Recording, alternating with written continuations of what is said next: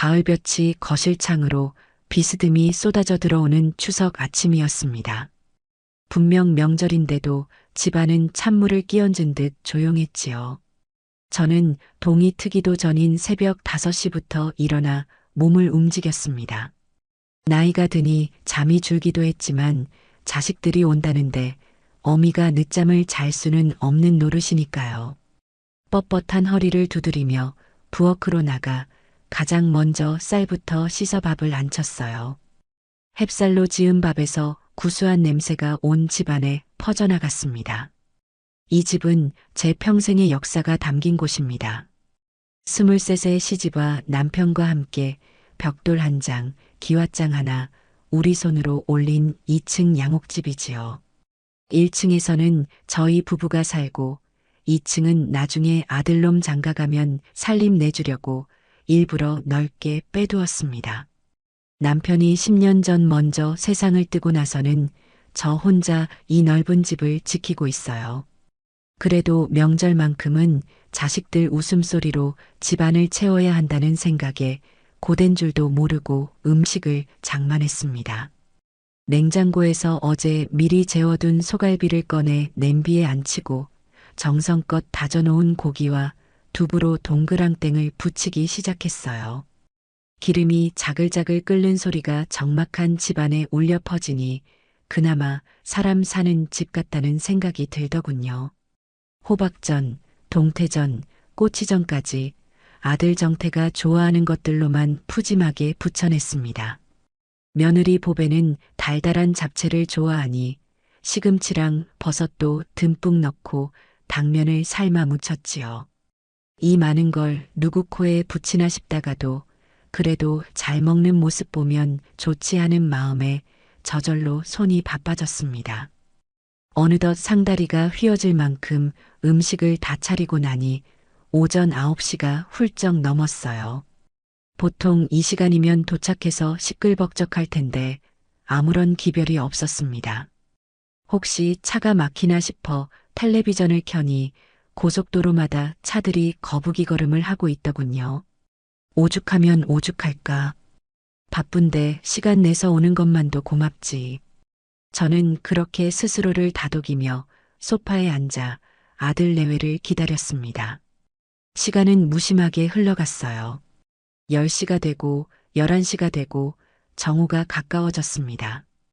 갓 지어 김이 모락모락 나던 밥은 온기를 잃었고 윤기가 자르르 흐르던 잡채는 말라붙기 시작했습니다.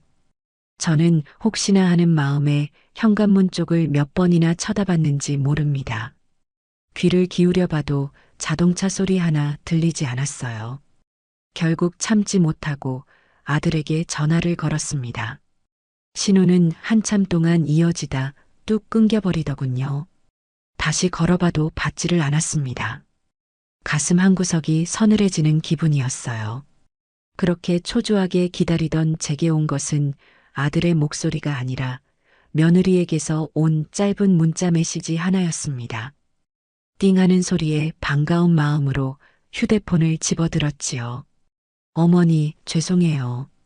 길이 너무 막히고 정태 씨가 갑자기 급한 일이 생겨서요. 이번 추석은 못 찾아뵐 것 같아요.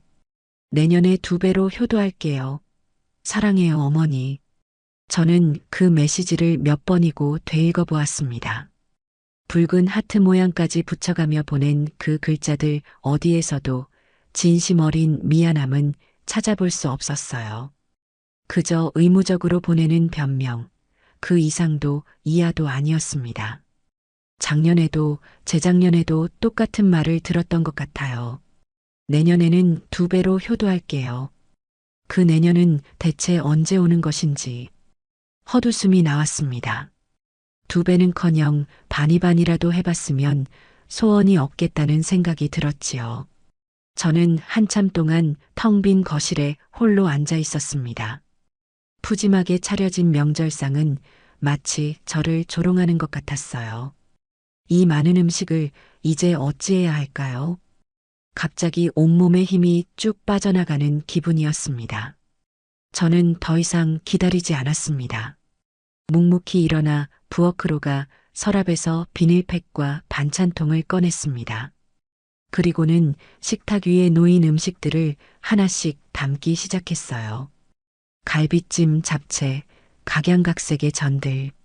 아들 녀석 입으로 들어갈 거라고 생각하며 만들었던 음식들을 내 손으로 다시 치우고 있자니 기분이 참 묘했습니다. 이건 슬픔이 아니었어요. 그보다 훨씬 차갑고 단단한 무언가가 제 마음속에서 천천히 자리를 잡기 시작하는 느낌이었습니다.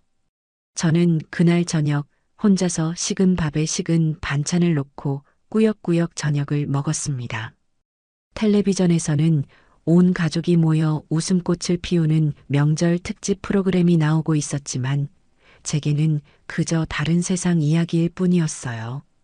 명절이 지나고 며칠 뒤 제 일상은 다시 평온을 되찾는 듯 했습니다. 아침 일찍 일어나 동네 한 바퀴를 돌고 경로당에 나가 친구들과 화투도 치며 시간을 보냈지요. 아들 내외에게는 일부러 연락하지 않았습니다. 그들이 먼저 연락해서 잘못을 빌기 전까지는 저도 먼저 아쉬운 소리를 하고 싶지 않았거든요. 그런데 그 평온은 오래가지 않았습니다. 잊고 있던 번호가 휴대폰 화면에 뜨더군요. 아들이라고 저장된 이름이었습니다. 저는 잠시 망설이다 전화를 받았습니다. 며칠 만에 듣는 아들의 목소리는 조금 지쳐 보였어요. 어머니, 식사는 하셨어요? 별일 없으시고요? 안부부터 묻는 것이 꼭 무슨 용건건이 있는 사람의 말투 같았습니다. 그래, 밥 먹었다. 별일 없다. 저는 일부러 퉁명스럽게 대답했어요. 그러자 아들은 잠시 머뭇거리더니 말을 이었습니다. 저 명절에 못 찾아뵈어서 정말 죄송해요. 일이 갑자기 그렇게 터지는 바람에. 됐다. 바빴겠지. 세상 일이 어디 너희 마음대로만 되겠니? 제 대답에 아들은 멋쩍은지 헛기침을 몇 번 하더군요. 그러고는 날씨 이야기, 경기가 어렵다는 이야기 따위를 두서없이 늘어놓기 시작했습니다. 저는 아무 말 없이 듣고만 있었어요. 이 전화가 단순히 안부를 묻기 위해 걸려온 것이 아니라는 것을 직감했기 때문입니다. 아니나 다를까 한참을 웅얼거리던 아들이 마침내 본론을 꺼냈습니다. 다름이 아니라 어머니 혹시 그 집 말이에요. 올 것이 왔구나 싶었습니다. 집이 왜? 그걸로 담보대출 같은 건 어려울까요? 저희가 지금 사업상 급전이 좀 필요해서요. 아시잖아요. 요즘 경기가 워낙 안 좋아서 자금 회전이 잘 안 되네요. 저는 아무 대답도 하지 않았습니다. 전화기 너머로 아들의 마른 침 삼키는 소리가 들리는 듯 했어요. 제 평생을 바쳐 일군 이 집, 남편의 땀과 저의 눈물이 깃든 이 집을 담보로 돈을 빌리겠다니요.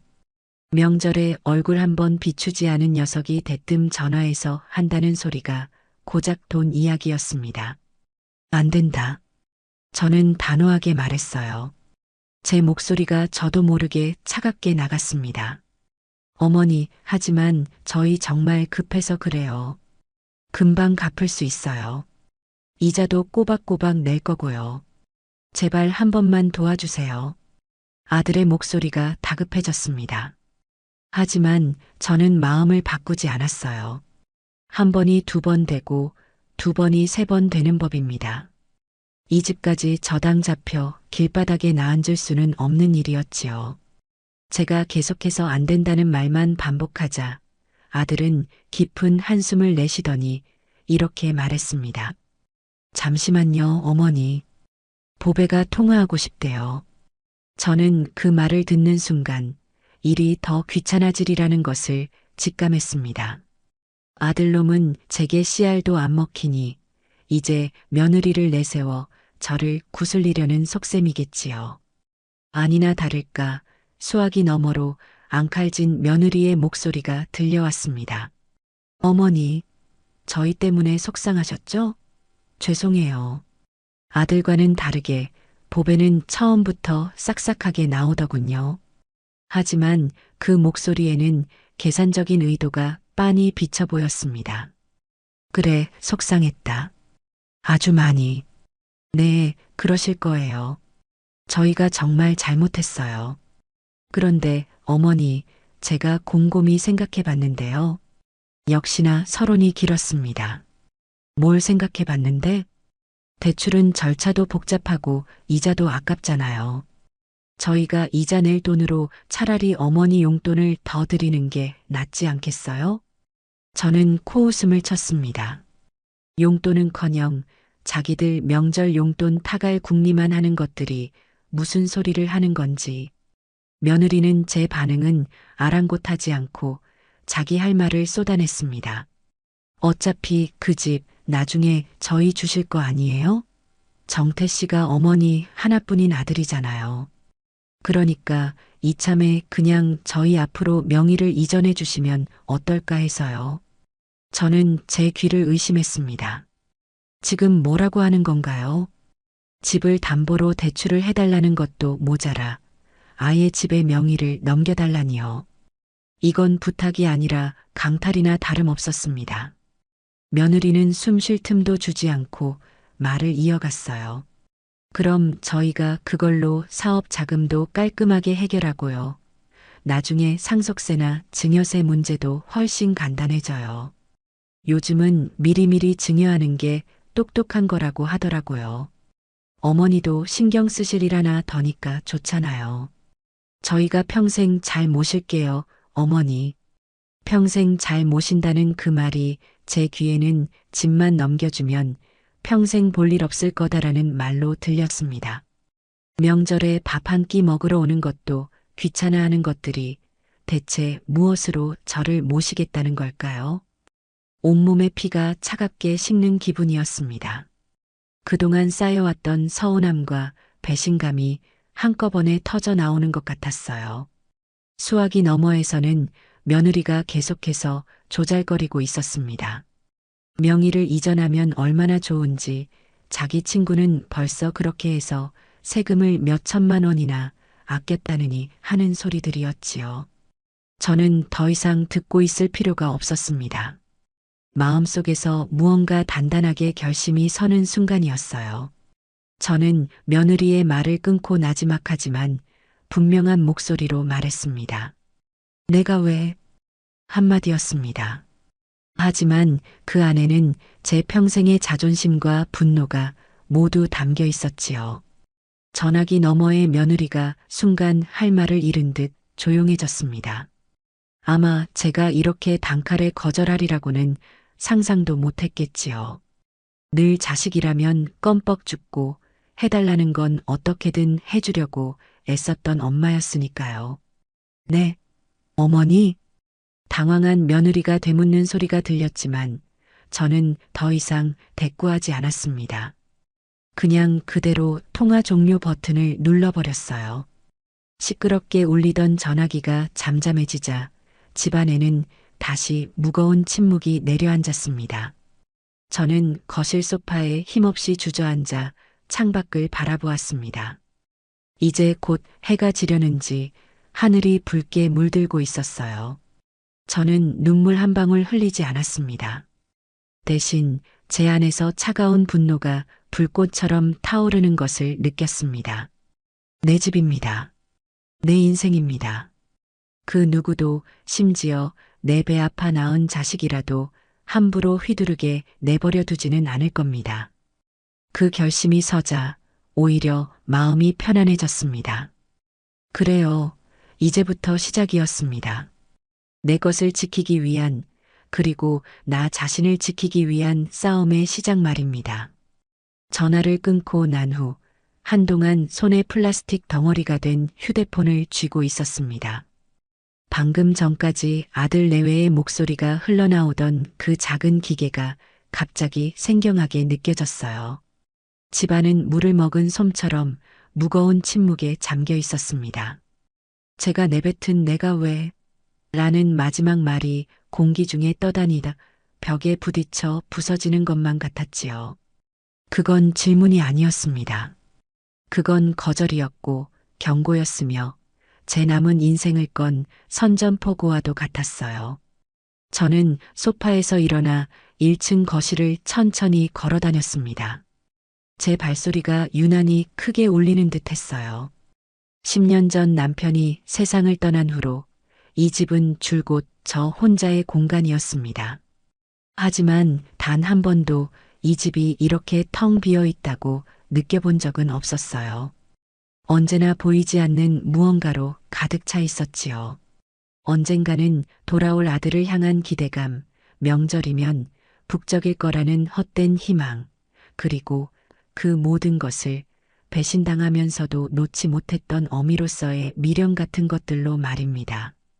그런데 바로 오늘 그 모든 것이 한순간에 증발해 버렸습니다.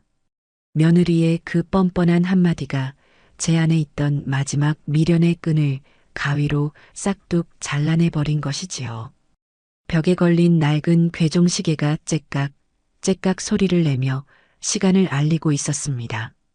남편과 결혼해서 이 집에 처음 들어오던 날 함께 사서 건 시계였어요.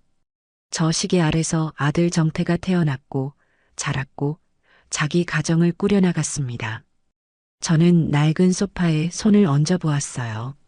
정태가 어릴 적 펄쩍펄쩍 뛰다가 가죽을 다 해지게 만들어 남편에게 호되게 혼이 났던 기억이 떠올랐습니다. 부엌으로 가니 흠집이 가득한 낡은 식탁이 눈에 들어왔어요. 제가 매일 밥을 먹는 그 식탁은 정태가 처음으로 엄마라고 불렀던 역사적인 장소이기도 했습니다.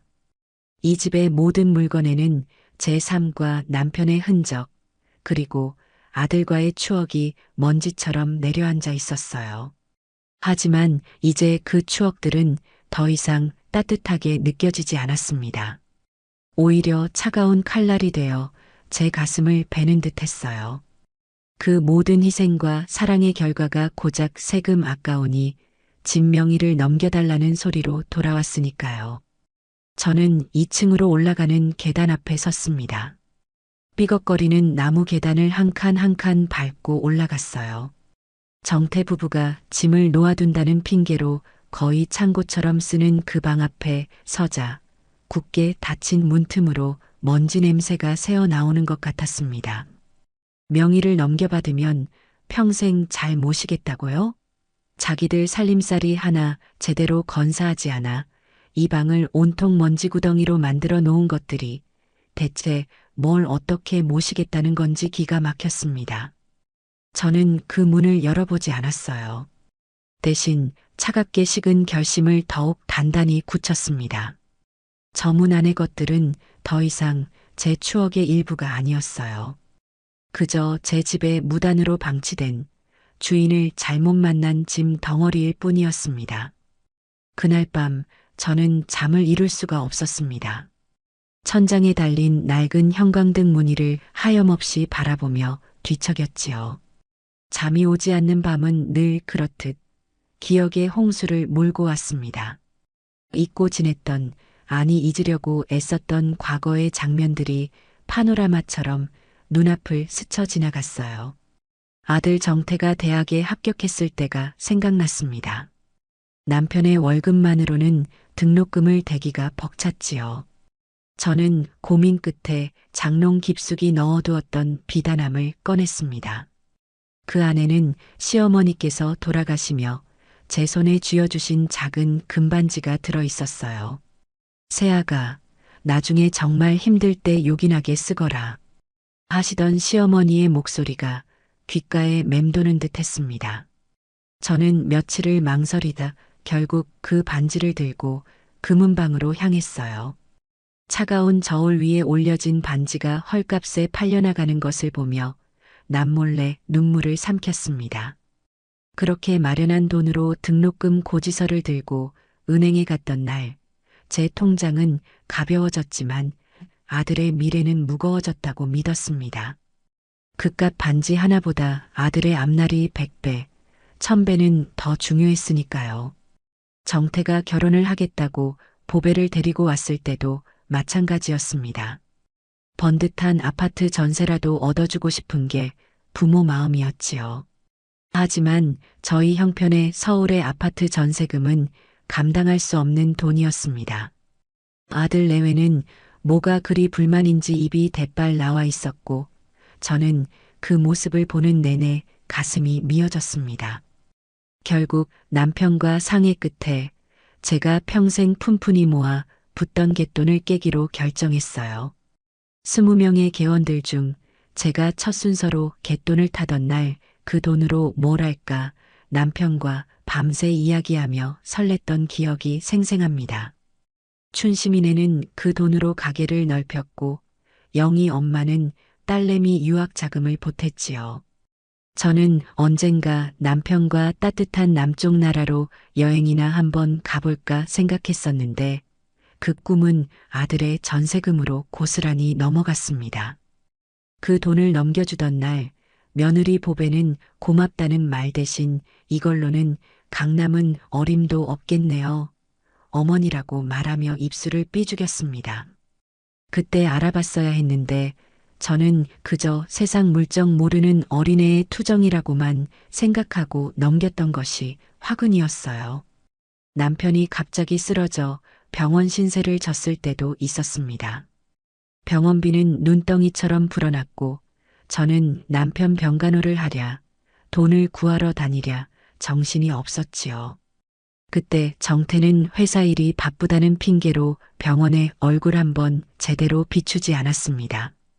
보다 못한 제 친구 춘심이가 아들이라는 놈이 지 애비가 쓰러졌는데 어쩜 저렇게 무심할 수 있냐며 혀를 찼지만 저는 오히려 아들을 감쌌습니다. 바쁜 걸 어떡하니? 저도 먹고 살아야지. 라면서요. 결국 남편의 병원비는 제가 모아두었던 남은 노후 자금을 탈탈 털어 겨우 막을 수 있었습니다. 그리고 남편은 그 길로 다시 일어나지 못했지요. 그 모든 순간에 제 아들과 며느리는 철저히 제3자였습니다. 자신들이 필요할 때만 부모를 찾았고 부모가 힘들 때는 그림자도 비추지 않았어요. 이 모든 기억들이 밤새 저를 괴롭혔습니다. 이건 단순한 서운함의 문제가 아니었어요. 제 인생을 통째로 부정당하는 기분이었습니다. 나의 희생, 나의 사랑, 나의 시간. 그 모든 것들이 아들 내외에게는 그저 이용해 먹기 좋은 자원에 불과했던 겁니다. 그리고 이제 그 마지막 남은 자원인 이 집마저 통째로 삼키려 하고 있었어요. 어둠이 옅어지고 창밖이 뿌옇게 밝아올 무렵 저는 자리에서 벌떡 일어났습니다. 밤새 저를 짓누르던 기억의 홍수 속에서 저는 길을 잃은 게 아니었어요. 오히려 더 선명한 이정표를 발견한 셈입니다. 더 이상 망설일 필요가 없었습니다.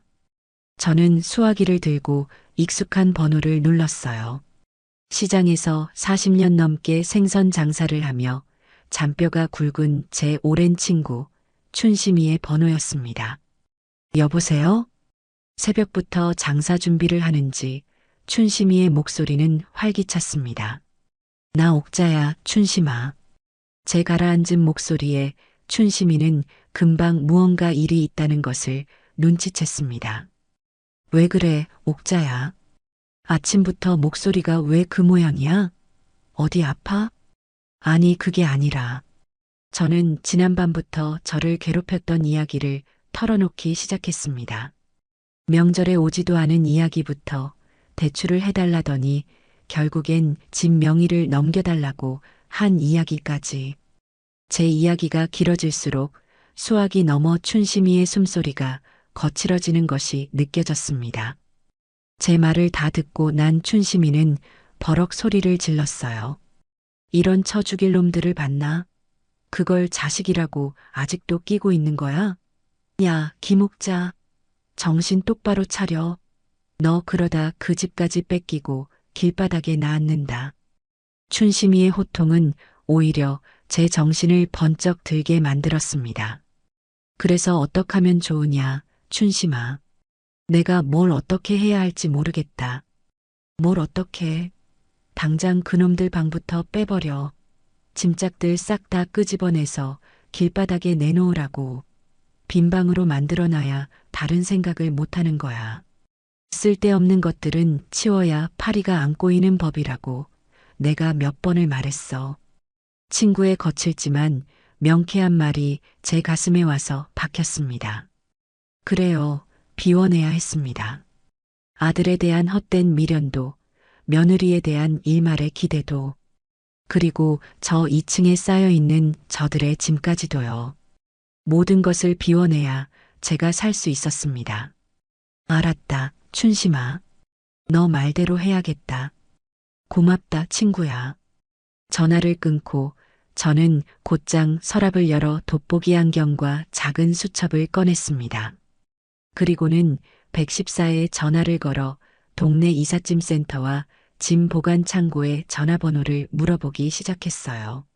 수첩에 용달 이사, 짐 보관 같은 단어들을 하나씩 적어 내려가는데 이상하게도 손이 전혀 떨리지 않았습니다. 오히려 수십 년 묵은 체증이 내려가는 것처럼 시원한 기분마저 들었어요. 이제 주사위는 던져졌습니다. 이 싸움의 끝이 어떻게 될지는 모르겠지만 저는 더 이상 과거의 기억에 얽매여 질질 끌려다니는 약한 엄마가 아니었습니다. 저는 제 인생과 재산을 지키기 위해 싸우는 전사, 김옥자였습니다. 친구 춘심이와의 통화로 결심을 굳힌 다음 날 아침, 저는 동네에서 가장 평이 좋다는 이삿짐 센터에 전화를 걸었습니다. 수첩에 적어둔 여러 개의 번호 중 가장 친절하게 상담해 주었던 곳이었어요. 수화기를 들고 번호를 누르기까지 아주 잠깐의 망설임이 있었지만 어제 저녁 아들 내외의 목소리를 떠올리자 그 망설임은 눈 녹듯이 사라졌습니다. 네, 행복 이삿짐 센터입니다. 무엇을 도와드릴까요? 젊은 남자의 목소리가 들려왔습니다. 수고하십니다. 이사 예약을 좀 하려고 하는데요. 네, 고객님. 어디서 어디로 가시는 이사인가요? 짐은 어느 정도 되시고요? 저는 침착하게 대답했습니다. 이사는 아니고 짐을 좀 빼서 창고에 보관하려고요. 주택 2층에 있는 방 하나인데 장롱이랑 침대, 그리고 잡동사니들이 좀 있습니다. 아, 네. 보관 이사 말씀이시군요. 날짜는 언제가 좋으시겠어요? 가장 빠른 날로 부탁합니다. 내일이라도 괜찮아요. 제 다급한 말에 상담원은 조금 놀란 눈치였습니다. 보통 이사는 며칠, 몇 주 전부터 예약을 하는 법이니까요. 상담원은 잠시 머뭇거리더니 조심스럽게 물었습니다. 고객님 실례지만 그 짐이 누구의 짐인지 여쭤봐도 될까요? 아들 내외 짐입니다. 네, 아드님 짐인데 상의는 다 되신 건가요? 그의 목소리에는 조심스러운 우려가 섞여 있었습니다. 자식의 짐을 부모가 일방적으로 빼내는 경우가 흔치는 않았겠지요.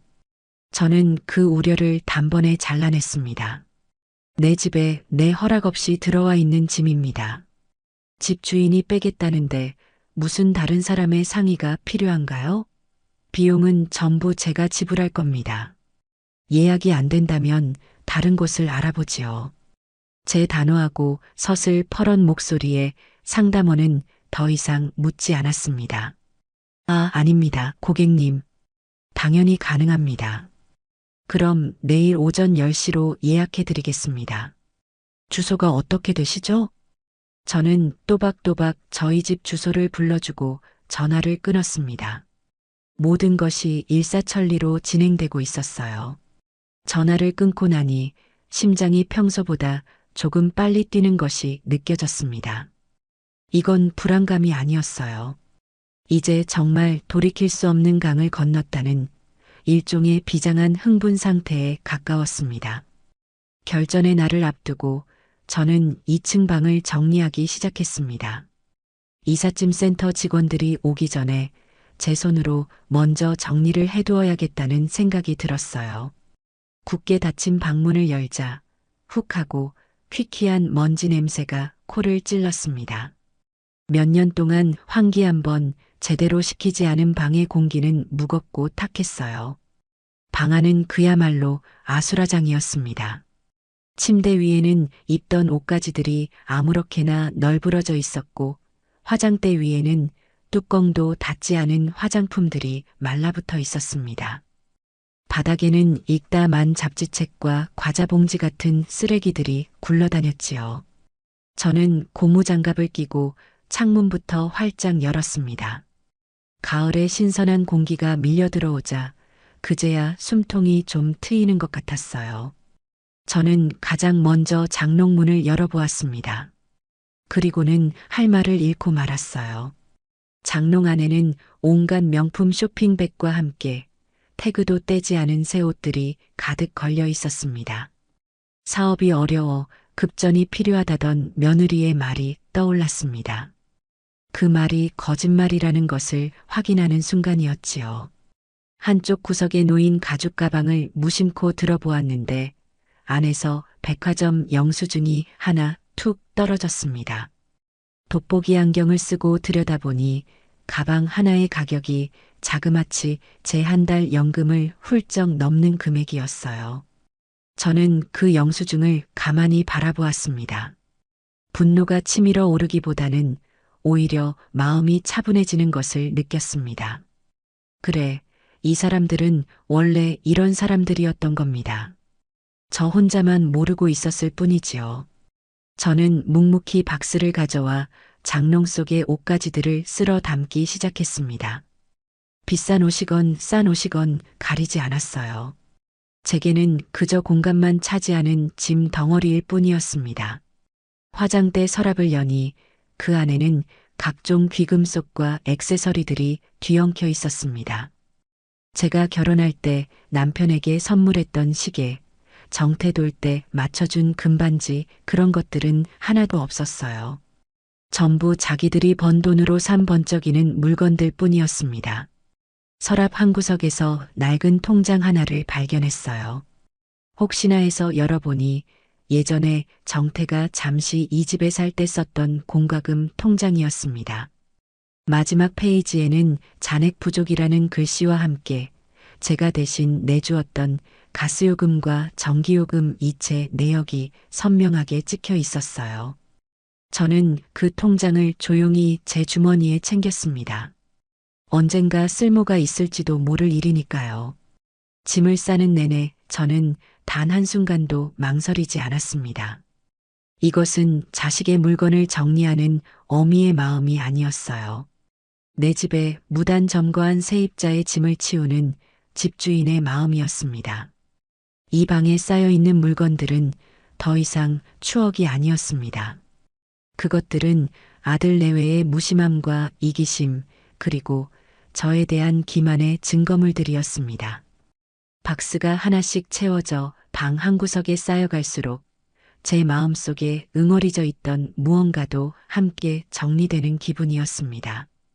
다음 날 오전 10시 약속 시간에 맞춰 행복 이삿짐 센터라고 쓰인 파란색 트럭이 집 앞에 멈춰 섰습니다.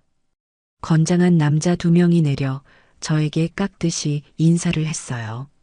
어머니, 저희가 짐 빼드릴 직원들입니다. 수고가 많으십니다. 2층에 있는 방입니다. 안에 있는 짐은 하나도 빠짐없이 다 빼주시면 됩니다. 제가 안내하자 직원들은 익숙하게 장비들을 챙겨 2층으로 올라갔습니다. 침대 매트리스를 분리하고 장롱을 해체하는 소리가 쿵쾅거리며 집 전체에 울려 퍼졌어요. 그때였습니다. 대문 밖에서 기척이 느껴지더니 옆집에 사는 박씨 아주머니가 고개를 쑥 내밀었습니다. 동네에서 소문이 가장 빠르기로 유명한 사람이었지요. 아이고, 김 여사님, 이게 무슨 일이에요? 집 앞에 웬 이삿짐 센터 트럭이 다 와 있고 혹시 어디 이사 가세요?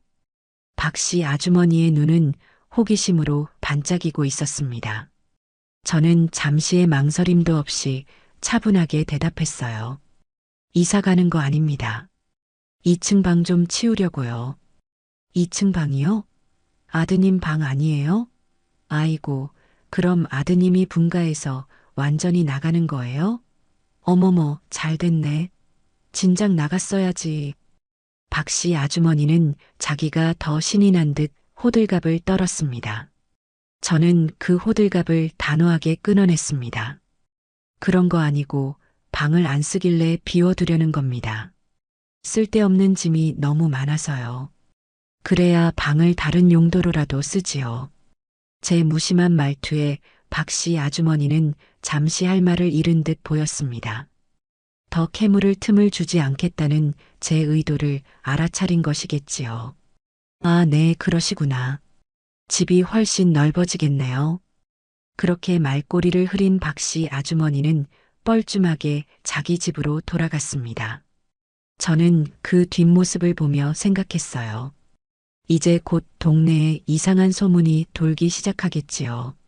하지만 상관없었습니다. 남들의 시선이나 입방아 따위는 두렵지 않았어요.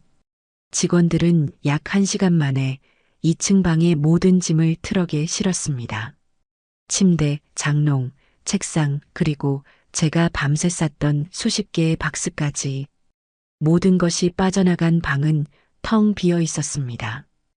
햇살이 창문을 통해 들어와 뽀얀 먼지들을 비추고 있었어요. 10수년 만에 처음으로 제 모습을 온전히 드러낸 그 방을 보니 마음 한구석이 시큰하기는커녕 후련함이 밀려왔습니다. 마치 오랫동안 앓더니가 빠진 것처럼 시원했어요. 어머니, 짐은 전부 실었습니다. 이 주소의 보관 창고로 옮겨드리면 될까요? 직원이 내민 서류에는 제가 어제 알려준 짐 보관 창고의 주소가 적혀 있었습니다. 네, 맞습니다. 그리고 이 비용은 이 번호로 청구서를 보내주세요. 짐 주인이니 짐 보관료도 그 사람이 내야지요. 저는 아들 정태의 전화번호와 이름을 정확히 적어주었습니다. 직원은 잠시 제 얼굴과 제가 적은 종이를 번갈아 쳐다보더니 이내 고개를 끄덕였습니다. 알겠습니다, 어머니. 그렇게 처리해 드리겠습니다. 저는 미리 준비해둔 현금 봉투를 꺼내 직원들에게 건넸습니다. 오늘 고생 많으셨습니다. 이걸로 시원한 물이라도 사서 드세요. 아닙니다, 어머니. 괜찮습니다. 아니에요, 받으세요. 고마워서 드리는 겁니다. 제 성화에 못 이긴 직원들은 결국 봉투를 받아들고 몇 번이고 고맙다고 인사를 하고는 트럭에 올라탔습니다. 파란색 트럭이 골목을 빠져나가자 저는 텅 빈 2층 방으로 다시 올라갔습니다. 그리고는 빗자루와 걸레를 들고 방을 쓸고 닦기 시작했어요. 묵은 먼지를 닦아낼수록 제 마음도 함께 정화되는 기분이었습니다. 이제 이 방은 더 이상 아들 내외의 공간이 아니었어요. 오롯이 저 김옥자의 공간이었습니다. 이 깨끗하고 텅 빈 공간을 앞으로 어떻게 채워나갈지는 이제 저의 선택에 달려 있었지요. 아들 내외의 짐으로 가득 찼던 2층 방이 텅 비고 나니 집 전체의 공기가 달라진 것 같았습니다. 문을 열 때마다 나를 짓누르던 퀴퀴한 먼지 냄새는 사라지고 그 자리를 상쾌한 가을바람이 채웠어요. 저는 며칠 동안 그 방을 쓸고 닦았습니다. 바닥에는 왁스를 먹여 반질반질하게 윤을 내고 낡은 벽지는 뜯어내고 화사한 연두빛 벽지로 새로 도배를 했지요. 칙칙하고 생기 없던 공간이 제 손길을 거치면서 조금씩 온기를 되찾아갔습니다. 텅 빈 방을 바라보며 저는 생각에 잠겼어요. 이 깨끗한 공간을 이대로 비워두는 것은 너무 아까운 일이었습니다. 그렇다고 해서 딱히 제가 쓸 용도도 없었지요. 그때 문득 친구 춘심이가 했던 말이 떠올랐습니다. 빈 방으로 만들어놔야 다른 생각을 못하는 거야. 그래요. 이 방을 계속 비워두면 아들 내외가 또다시 자기들 공간이라고 우길지도 모를 일이었습니다. 그렇다면 이 방에 새로운 주인을 들여야 한다는 결론에 다다랐지요. 이건 단순히 월세를 받기 위한 경제적인 목적이 아니었어요. 이 집에 새로운 온기를 불어넣고 아들 내외에게 이곳은 더 이상 너희의 공간이 아니다라는 것을 확실히 보여주기 위한 상징적인 행위였습니다. 저는 곧장 동네 복덕방을 운영하는 박 사장에게 전화를 걸었습니다. 박 사장은 이 동네에서만 30년 넘게 부동산을 한 터줏대감으로 모르는 집안 사정이 없는 사람이었지요. 사장님, 저 옥자예요. 아이고, 김 여사님, 오랜만이십니다. 웬일이세요? 다름이 아니라 우리 집 2층 방 하나를 새놓으려고요. 제 말에 박 사장은 조금 놀란 듯 했습니다. 네, 2층 방이요? 아드님 쓰시던 방 아니에요? 벌써 소문이 다 난 모양입니다. 저는 아무렇지 않게 대답했어요. 이제 안 써요. 그래서 좋은 세입자 하나 구해주셨으면 해서요. 아, 그러시구나. 어떤 분을 찾으세요? 보증금은 얼마, 월세는 얼마 생각하시고요? 저는 제 조건을 분명하게 말했습니다. 보증금은 많이 받을 생각 없습니다. 그냥 100만 원만 걸지요. 대신 월세는 40만 원 꼬박꼬박 잘 낼 수 있는 사람이면 좋겠어요. 그리고 돈보다 더 중요한 게 있습니다. 그게 뭔데요, 여사님? 사람이요. 예의 바르고 조용하고 어른 공경할 줄 아는 그런 사람이면 좋겠습니다. 학생이나 혼자 사는 직장인이면 더 좋고요. 시끄러운 사람은 절대 사양입니다. 제가 직접 만나보고 결정할 테니 조건에 맞는 사람이 있으면 연락 주세요. 제 까다로운 조건에 박 사장은 아이고, 여사님. 요즘 세상에 그런 사람 찾기가 하늘의 별 따기입니다라며 너스레를 떨었지만 이내 그래도 어디 한번 열심히 찾아보겠습니다라고 대답했습니다. 며칠 뒤 박 사장에게서 연락이 오기 시작했습니다. 제 조건을 듣고도 집을 보러 오겠다는 사람들이 몇몇 있었던 모양이에요. 저는 그들을 만날 때마다 거실에 앉혀놓고 거의 면접에 가까운 질문들을 던졌습니다. 제 노후의 평온함이 달린 일이니 허투루 결정할 수는 없는 노릇이었지요. 첫 번째로 찾아온 사람은 기름을 발라 머리를 빗어 넘긴 번지르르한 젊은 남자였습니다. 그는 집을 둘러보기도 전에 어머니, 여기 친구들 데려와서 밤에 술 한잔하고 그래도 되죠? 저희 시끄럽게 놀지는 않아요라고 묻더군요. 저는 그 자리에서 바로 돌려보냈습니다. 나는 우리 집에 술판 버리는 꼴은 못 보네. 다른 집 알아보게. 두 번째로는 갓 결혼했다는 젊은 부부가 찾아왔습니다.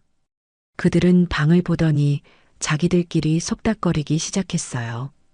여보, 이쪽 벽은 헐고 터서 거실처럼 쓰면 어떨까? 벽지 색깔이 너무 촌스럽다. 우리 스타일로 싹 바꿔야겠어. 그들은 제 집을 자기들 마음대로 주무를 수 있는 빈 공간으로만 생각하는 듯 했습니다. 저는 그들의 말을 가만히 듣고 있다가 조용히 말했어요. 여긴 두 사람이 살기에는 좀 좁을 것 같네요. 더 넓은 집을 알아보시는 게 좋겠어요. 제 말의 진짜 의미를 알아들은 부부는 멋쩍은 표정으로 집을 나섰습니다. 세 번째로 온 사람은 인상은 나쁘지 않았지만 앉자마자 월세 이야기부터 꺼냈습니다. 어머니, 요즘 경기도 어려운데 40만 원은 너무 비싸네요. 35만 원으로 좀 깎아주시면 안 될까요? 제가 계약하면 절대 속 썩이는 일 없을게요. 흥정을 하는 그의 태도에서 존중보다는 계산적인 속내가 먼저 보였습니다. 저는 고개를 저었어요. 월세 5만 원이 아까운 사람은 내 집에 들릴 수 없네. 다른 곳 알아보게나.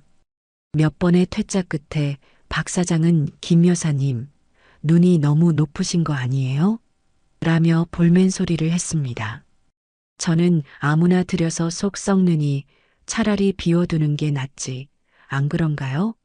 라며 제 뜻을 굽히지 않았습니다. 그렇게 며칠이 더 흐르고 이제는 포기해야 하나 싶던 차에 박 사장에게서 다시 연락이 왔습니다. 여사님, 이번에는 정말 괜찮은 총각인데 한번 만나보시겠어요? 약속한 시간에 맞춰 찾아온 청년은 박수호라고 자신을 소개했습니다.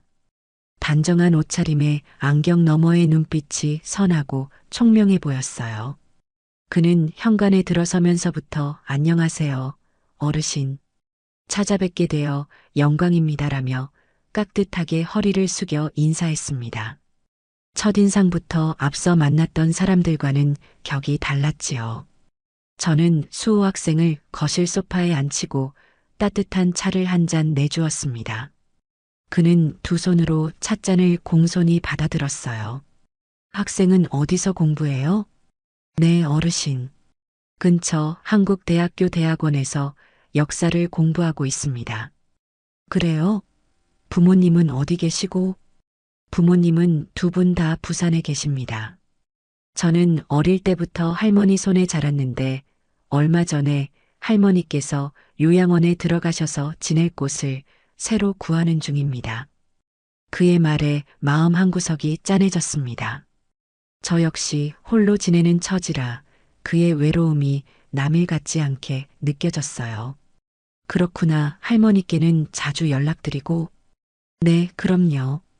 매일 저녁에 영상 통화 드리는 게 제 하루 일과 중 가장 중요한 일입니다. 주말에는 꼭 찾아뵙고요. 그의 대답에 저는 마음속으로 합격점을 주었습니다. 어른을 공경할 줄 아는 마음이 말 한마디에서도 묻어났으니까요. 우리는 이런저런 이야기를 나누었습니다.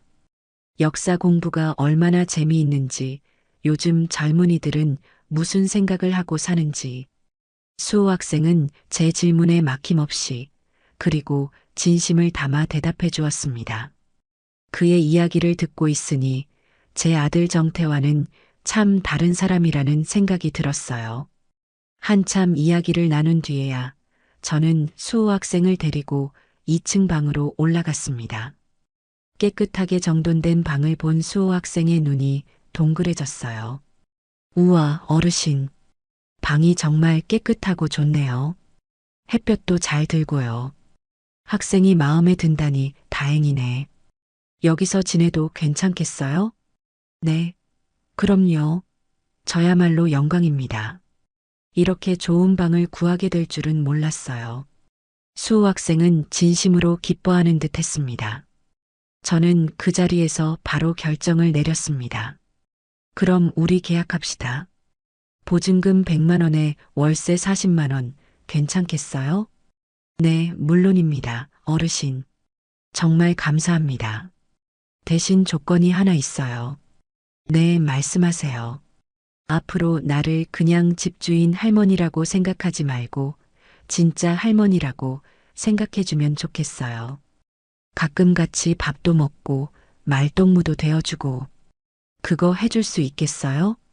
제 말에 수호 학생은 잠시 놀란 표정을 짓더니 이내 환하게 웃으며 대답했습니다. 네, 할머니. 당연하죠. 저도 혼자 지내는 게 외로웠는데 정말 잘 됐어요. 앞으로 제가 진짜 손자처럼 잘할게요. 그렇게 우리의 계약은 성립되었습니다. 박 사장을 통해 정식으로 계약서를 작성하고 수호 학생은 그 주 주말에 바로 이사를 들어왔습니다. 그의 짐은 단출했어요. 책 몇 상자와 옷가지, 그리고 작은 컴퓨터 하나가 전부였습니다. 그 단출한 짐들이 방에 채워지자 비로소 이 집에 새로운 온기가 돌기 시작하는 것 같았습니다. 저는 수호 학생의 이사를 도와주며 따뜻한 밥을 한 상 차려주었어요. 그는 제가 해준 김치찌개를 연신 맛있다며 두 그릇이나 비웠습니다. 그 모습을 보니 명절에 아무도 오지 않아 텅 비었던 식탁의 서러움이 조금은 씻겨나가는 기분이었습니다. 저는 수호 학생에게 방 열쇠를 건네주었습니다. 그것은 단순한 열쇠가 아니었어요. 아들 내외가 제멋대로 닫아버렸던 제 마음의 문을 새로운 인연에게 조심스럽게 열어주는 것과 같은 의미였습니다. 박수호 학생이 저희 집에 들어온 후로 한 달 남짓 지났을까요? 제 일상은 가을 하늘처럼 맑고 평온해졌습니다. 아침에 일어나면 수호 학생이 학교 가기 전에 마실 수 있도록 따뜻한 보리차를 한 주전자 끓여놓는 것으로 하루를 시작했어요. 그러면 수호 학생은 방에서 나와 할머니, 좋은 아침입니다. 하고 씩씩하게 인사를 건네곤 했지요.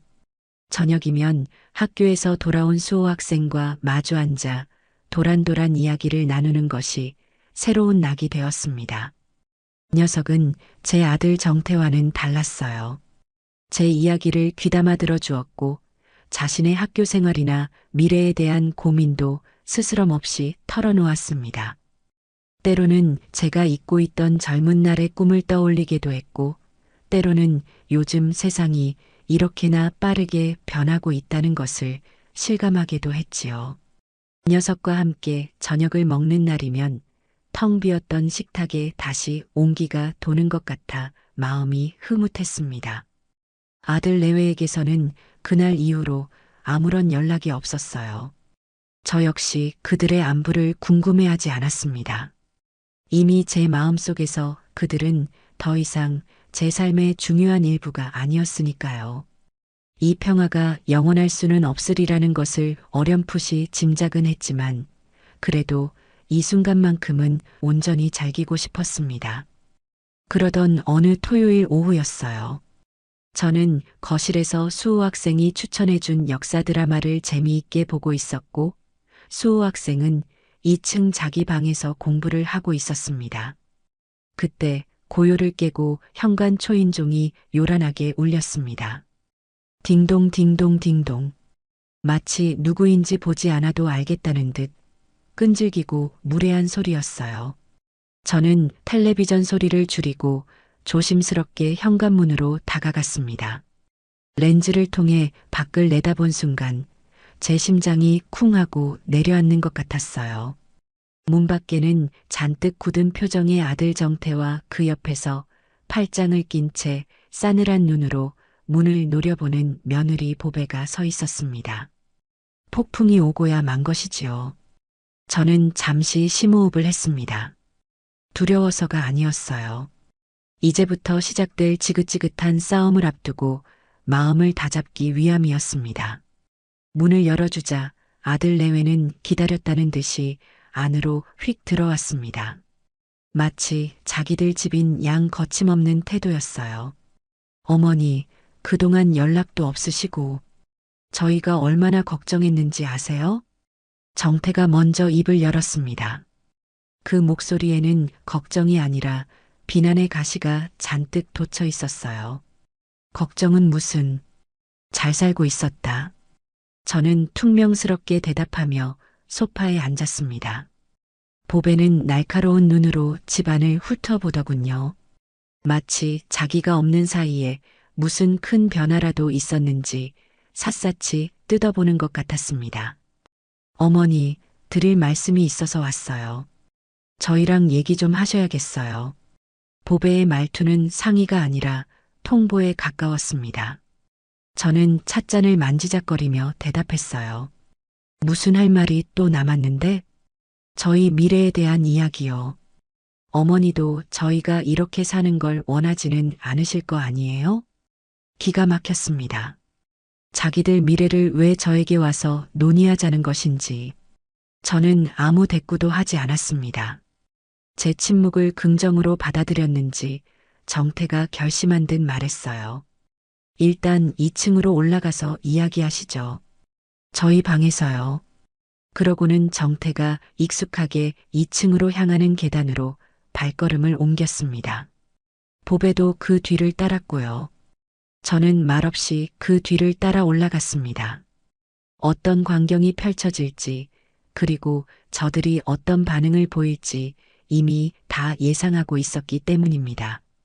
정태가 2층 복도 끝에 있는 방문 앞에 섰습니다.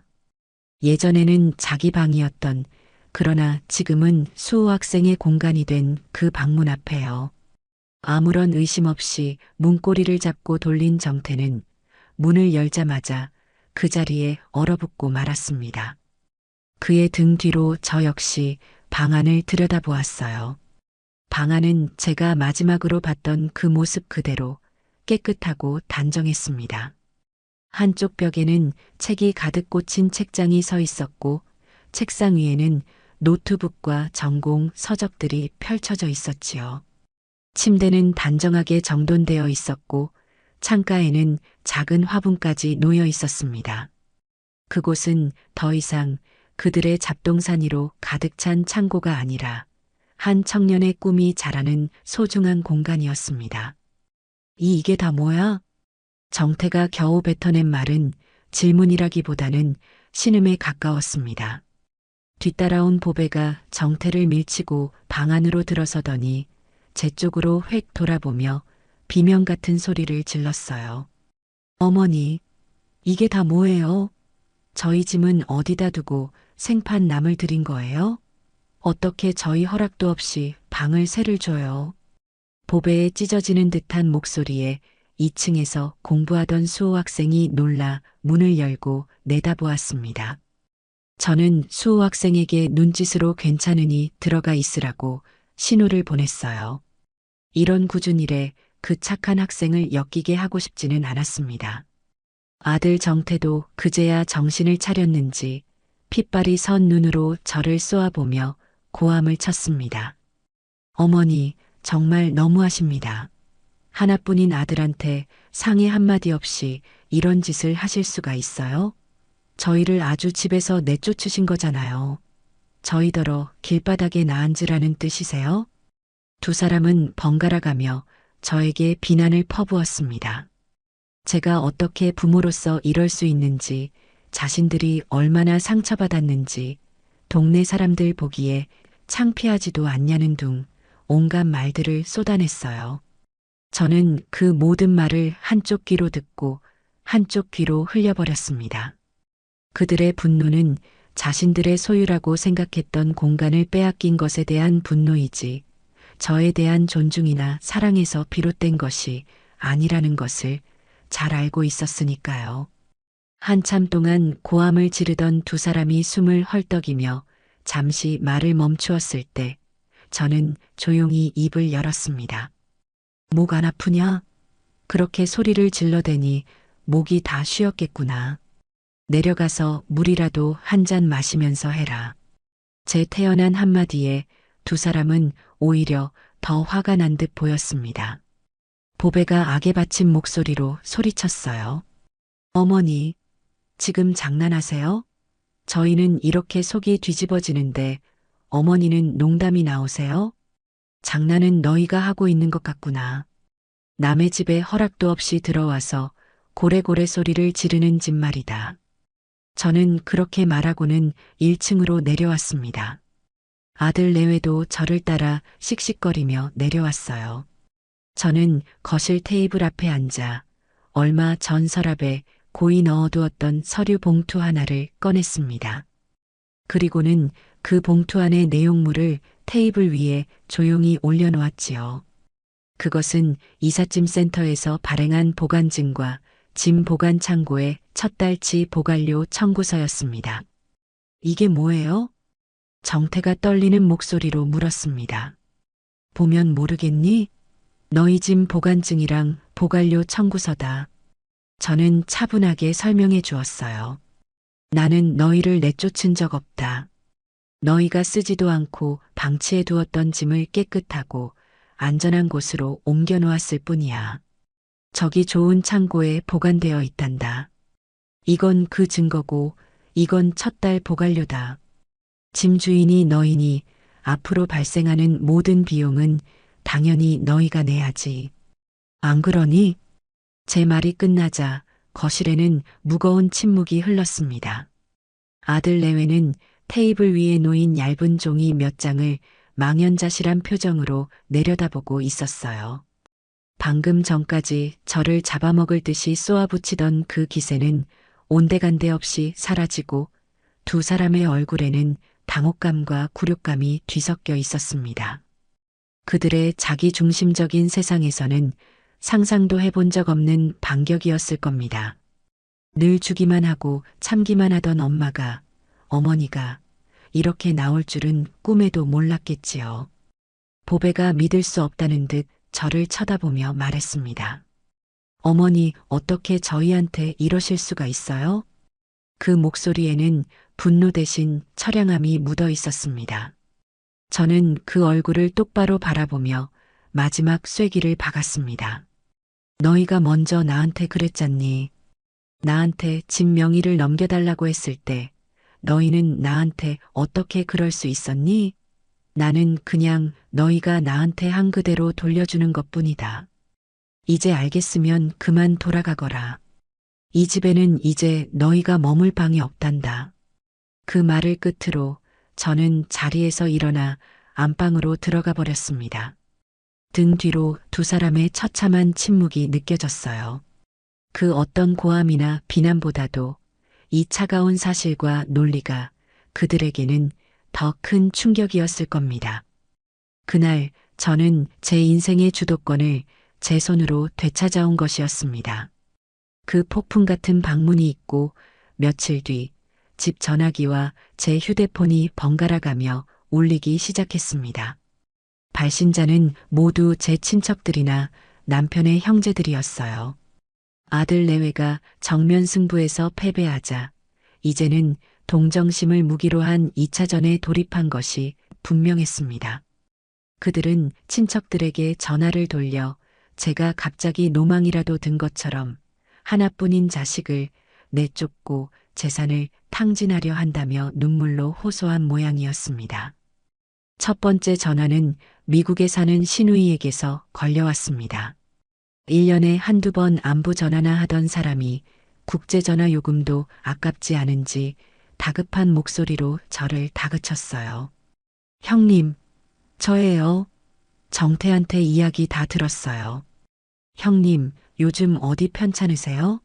정신이 온전치 않으신 것 같은데 아무리 그래도 어떻게 애들을 그렇게 내쳐요. 정태가 얼마나 상심이 크던지 저한테 전화해서 한참을 울더라고요. 저는 기가 막혀서 헛웃음이 나왔습니다. 제 아들이 정말 울었을까요? 아마도 억울함과 분함에 몸을 떨었겠지요. 아가씨, 오랜만이네요. 그런데 남의 집안일에 그렇게 함부로 말하는 거 아니에요. 형님, 어떻게 그게 남의 집안일이에요? 정태는 제 하나뿐인 조카인데 형님이 늙고 병들면 결국 누가 형님을 돌보겠어요? 다 정태랑 옳게 아니에요? 그런데 그렇게 야박하게 굴면 나중에 후회하실 거예요. 신우이의 목소리는 점점 높아졌습니다. 저는 더 이상 들어줄 가치를 느끼지 못했어요. 아가씨 말 맞다나 내가 늙고 병들면 나 돌봐줄 사람은 나 자신밖에 없어요. 그리고 내 집에서 내 집 아닌 것들 치우겠다는데 아가씨가 보태준 거라도 있나요? 없으면 그냥 끊어요. 국제전화 요금 아까우니까. 저는 그렇게 말하고 전화를 끊어버렸습니다. 전화를 끊고 나니 제 손이 부들부들 떨리고 있었어요. 분해서가 아니었어요. 가족이라는 이름으로 이렇게 쉽게 상처를 주는 사람들이 있다는 사실에 대한 서글픔 때문이었습니다. 다음은 남편의 남동생, 그러니까 제 시동생에게서 전화가 왔습니다. 그는 시누이보다는 조금 더 점잖은 척하며 말을 시작했어요. 형수님 접니다. 별일 없으시죠? 다름이 아니라 정태 녀석 때문에 애가 아주 죽을 상을 하고 있더라고요. 형수님이 집에서 쫓아냈다고. 내가 쫓아낸 게 아니라 짐을 치운 겁니다. 그리고 그 전에 정태 부부가 나한테 집 명의부터 넘기라고 윽박질렀는데 서방님은 그 이야기는 못 들으셨나 보네요. 제 반문에 시동생은 잠시 말을 잇지 못했습니다. 아니, 그건 애들이 사업이 힘들어서 잠시 철없는 소리를 한 거겠죠. 그걸 가지고 어떻게 애들 짐을 다 빼버리세요. 너무 극단적이신 거 아닙니까? 극단적인 건 내가 아니라 그 애들이죠. 명절에 얼굴 한번 안 비추는 것들이 전화에서는 대뜸 집을 내놓으라고 하는데 이게 정상적인 행동인가요? 서방님이라면 가만히 계셨겠어요? 제 논리적인 반박에 시동생은 결국 그래도 어른이 참으셔야죠 라는 말만 되풀이하다 전화를 끊었습니다. 그들에게 진실이 무엇인지는 중요하지 않았어요. 그저 어른은 참고 자식은 철이 없다는 낡은 공식에 저를 끼워 맞추고 싶었을 뿐입니다. 하지만 모든 전화가 저를 비난하는 것만은 아니었습니다.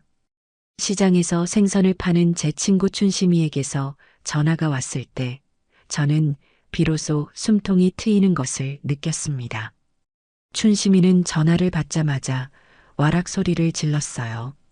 야, 김옥자. 동네에 소문 다 났다. 너희 아들놈 내쫓았다며? 아이고, 속이 다 시원하네. 아주 잘했다. 내 친구. 진작 그렇게 했어야지.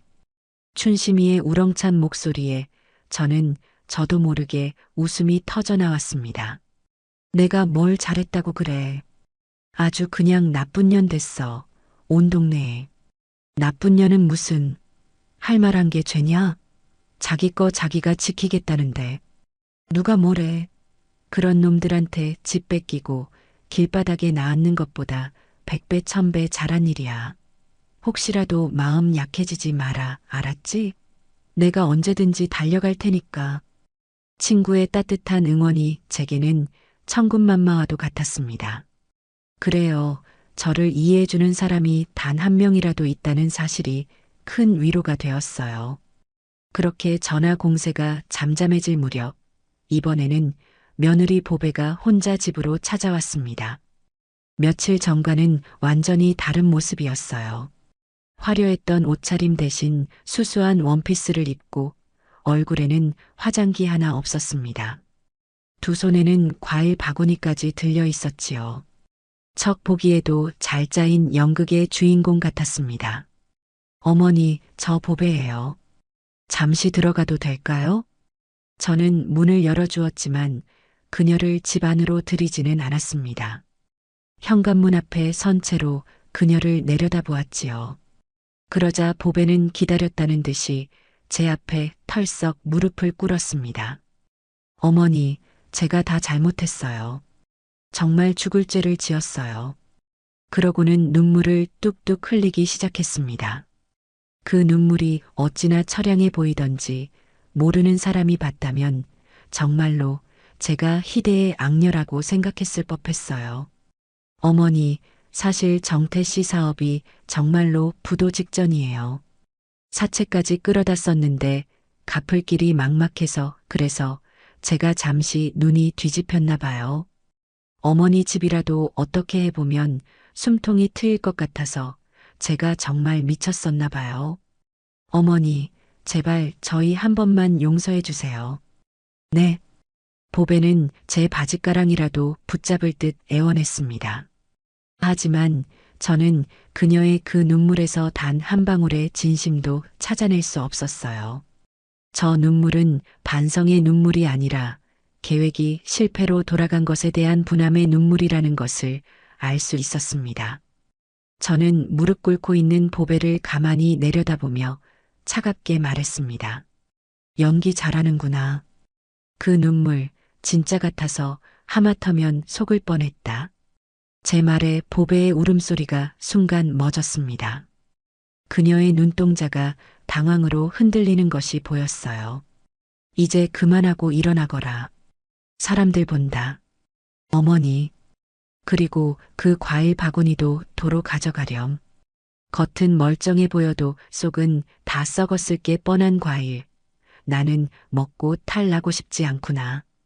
저는 그렇게 말하고는 현관문을 닫아버렸습니다.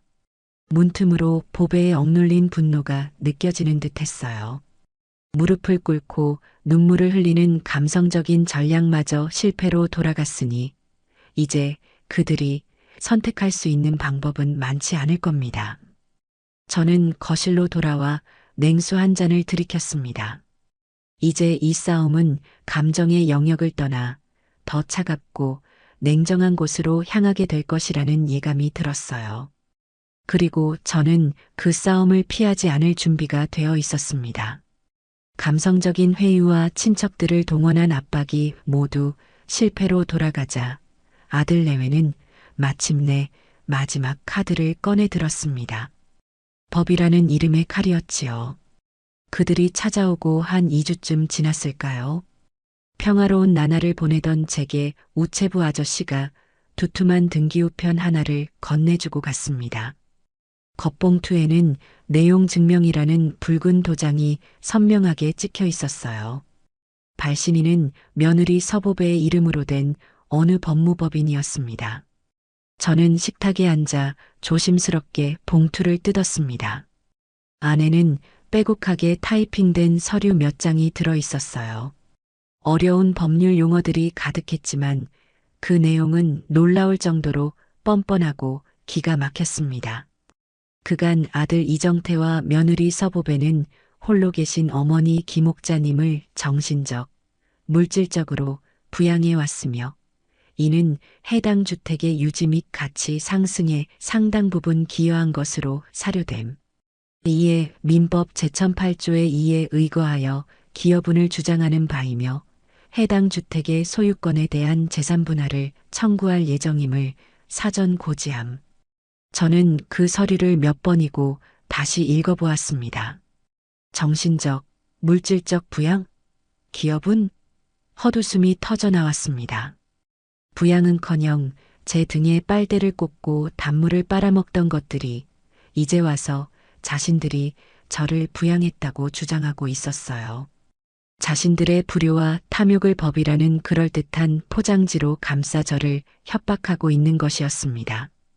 아마 제가 늙고 힘없는 노인네라 이런 험악한 서류를 받으면 겁을 먹고 두 손 두 발 다 들고 항복하리라 생각했겠지요. 하지만 그들의 계산은 완전히 틀렸습니다. 저는 분노하기보다는 오히려 전의를 불태웠습니다. 그래, 좋다. 법대로 해보자꾸나. 어디 누가 이기는지 끝까지 가보자. 그날 저녁 저는 이 사실을 수호 학생에게 털어놓았습니다. 제 이야기를 듣는 내내 수호 학생은 자기 일처럼 분개하더군요. 할머니, 어떻게 그런 말도 안 되는 주장을, 이건 명백한 거짓말이잖아요. 그러게나 말이다. 아주 나를 바보로 아는 게지. 할머니, 절대 그냥 계시면 안 돼요. 저희가 증거를 모아서 반박해야 해요. 제가 도와드릴게요. 수호 학생은 그날 밤새 컴퓨터로 여러 가지 정보들을 찾아봐 주었습니다. 그리고는 다음 날 아침 제 손을 이끌고 구청에서 운영하는 무료 법률 상담소로 향했어요. 법률 상담소에서 만난 젊은 변호사는 제 이야기를 매우 진지하게 들어주었습니다. 저는 내용 증명 서류와 함께 그동안의 일들을 차분하게 설명했어요. 집 명의를 요구했던 통화 내용, 짐을 빼던 날의 소동, 그리고 친척들을 동원해 저를 압박했던 일까지.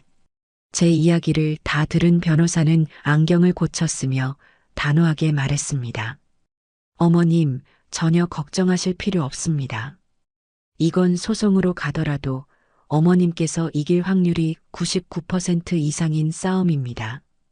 기여분이라는 것은 그렇게 쉽게 인정되는 것이 아닙니다.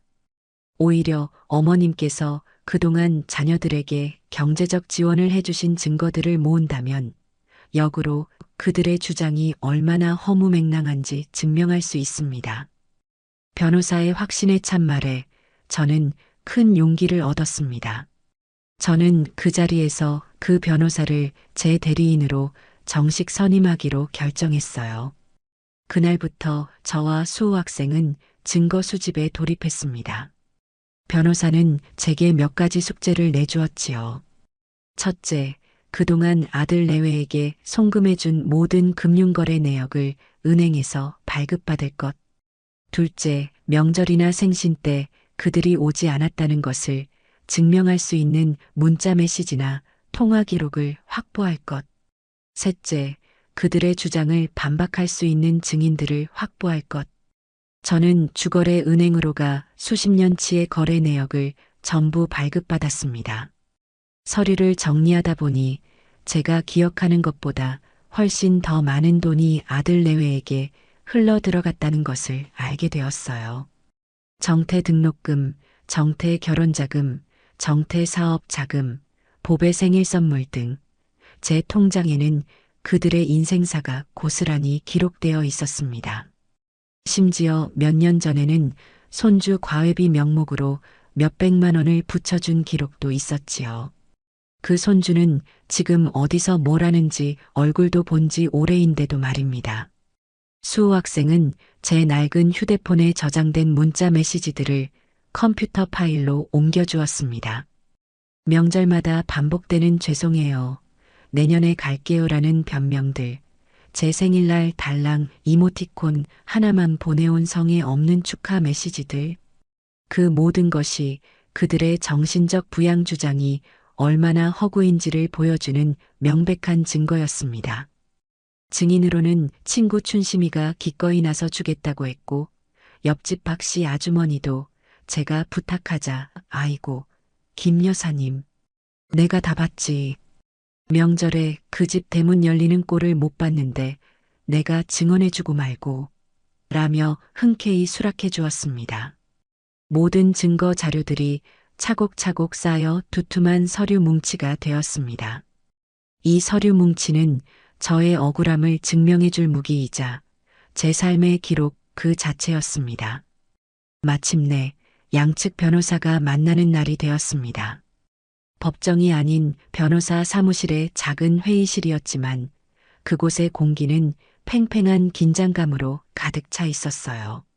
저와 제 변호사가 한쪽에 앉았고 맞은편에는 아들 정태와 며느리 보배, 그리고 그들의 번지르르한 변호사가 앉았습니다.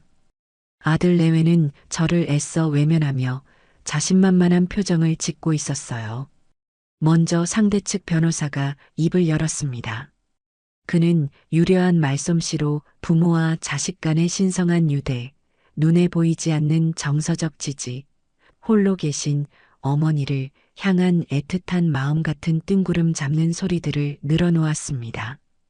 그러고는 자신들이 제출한 내용 증명의 내용을 다시 한번 반복하며 김옥자 여사님의 재산 형성에 아들 내외의 기여가 있었음을 인정해야 한다고 주장했어요. 그들의 주장이 끝나자 제 변호사가 조용히 자리에서 일어났습니다. 그리고는 우리가 준비한 두툼한 서류 뭉치를 테이블 위에 올려놓았어요. 지금부터 저희 측 주장을 말씀드리겠습니다. 상대 측에서 주장하시는 정신적, 물질적 부양과 기여분에 대해 하나씩 반박해 드리겠습니다. 제 변호사는 첫 번째 서류, 즉 제 은행 거래 내역서를 꺼내 들었습니다. 이것은 김옥자 여사님께서 지난 20년간 아들 이정태 씨에게 송금한 내역입니다. 총액은 어림잡아 2억 원이 넘습니다. 이것이 과연 물질적 부양을 받은 사람의 통장 기록으로 보이십니까? 오히려 일방적인 지원에 가깝습니다. 그는 이어서 제가 아들 대신 내주었던 공과금 통장 사본을 보여주었습니다. 또한 이정태 씨는 과거 어머님과 함께 거주할 당시 본인이 사용한 가스요금 및 전기요금조차 제대로 납부하지 않아 어머님께서 대신 납부하신 기록이 있습니다. 이것이 물질적 부양의 증거입니까? 정태의 얼굴이 하얗게 질리기 시작했습니다. 다음으로 제 변호사는 수호 학생이 정리해준 문자 메시지 기록을 꺼내 들었습니다. 상대 측은 정신적 부양을 주장하셨습니다. 하지만 지난 5년간의 명절 및 김옥자 여사님의 생신에 아들 내외는 단 한 차례도 방문한 적이 없으며 대부분 성이 없는 문자 메시지로 인사를 대신했습니다. 이것이 과연 진정한 의미의 정신적 부양이라고 할 수 있을까요? 보배에 굳게 담은 입술이 파르르 떨리는 것이 보였어요. 마지막으로 제 변호사는 증인 진술서를 테이블 위에 올려놓았습니다. 여기에는 김옥자 여사님의 오랜 친구분과 이웃 주민의 진술서가 있습니다. 모두가 아들 내외의 무관심과 왕래가 없었음을 일관되게 증언하고 있습니다. 제 변호사는 상대 측 변호사와 아들 내외를 차례로 쳐다보며 마지막 질문을 던졌습니다. 그래서 귀측이 주장하시는 그 대단한 부양과 기여의 증거는 대체 어디에 있습니까? 저희는 아무리 찾아봐도 보이지가 않네요. 그 질문에 회의실은 완벽한 침묵에 휩싸였습니다. 상대 측 변호사는 당황한 기색이 역력했고 아들 정태는 고개를 푹 숙인 채 아무 말도 하지 못했습니다. 며느리 보배만이 분한 듯 입술을 깨물며 저를 노려보고 있었지요. 그들의 거짓과 탐욕으로 쌓아 올린 성의, 단단한 진실의 증거들 앞에서 와르르 무너져 내리는 순간이었습니다. 저는 그 순간 비뚤어졌던 모든 것이 마침내 제자리를 찾는 듯한 후련함을 느꼈습니다. 변호사 사무실에서 그들의 주장이 힘을 잃은 이후 며칠 동안 집은 놀라울 정도로 고요했습니다. 아들 내외에게서는 쥐 죽은 듯 아무런 연락이 오지 않았지요. 아마도 자신들의 거짓말이 만천하에 드러난 충격과 법적으로는 더 이상 어찌해 볼 도리가 없다는 사실 앞에서 망연자실해 있을 터였습니다. 저는 그 침묵의 시간을 온전히 즐겼습니다. 수호 학생과 함께 저녁을 먹고 경로당 친구들과 웃고 떠들며 제 삶의 주도권을 되찾았다는 사실을 매 순간 만끽했어요. 이 평화가 계속될 것이라고, 이제는 정말 지긋지긋한 인연의 끈을 끊어냈다고 믿었습니다. 하지만 그것은 저의 섣부른 착각이었어요. 늦은 밤이었습니다. 저는 안방에서 텔레비전을 보고 있었고 수호 학생은 2층에서 공부를 하고 있었지요. 그때 현관문을 거의 부술 듯이 두드리는 소리가 들렸습니다. 쾅, 쾅, 쾅. 심장이 철렁 내려앉았어요. 초인종을 누르는 것이 아니라 주먹으로 문을 치는 소리였습니다. 저는 인터폰 화면을 확인하고는 깊은 한숨을 내쉬었습니다. 화면 속에는 잔뜩 일그러진 얼굴의 아들 정태가 서 있었어요. 행색이 말이 아니었습니다. 며칠간 씻지도 않은 듯한 떡진 머리에 구겨진 옷차림, 그리고 핏발이 선 눈. 그의 입에서는 허연 김이 뿜어져 나오고 있었고 온몸에서 술 냄새가 진동하는 듯 했습니다.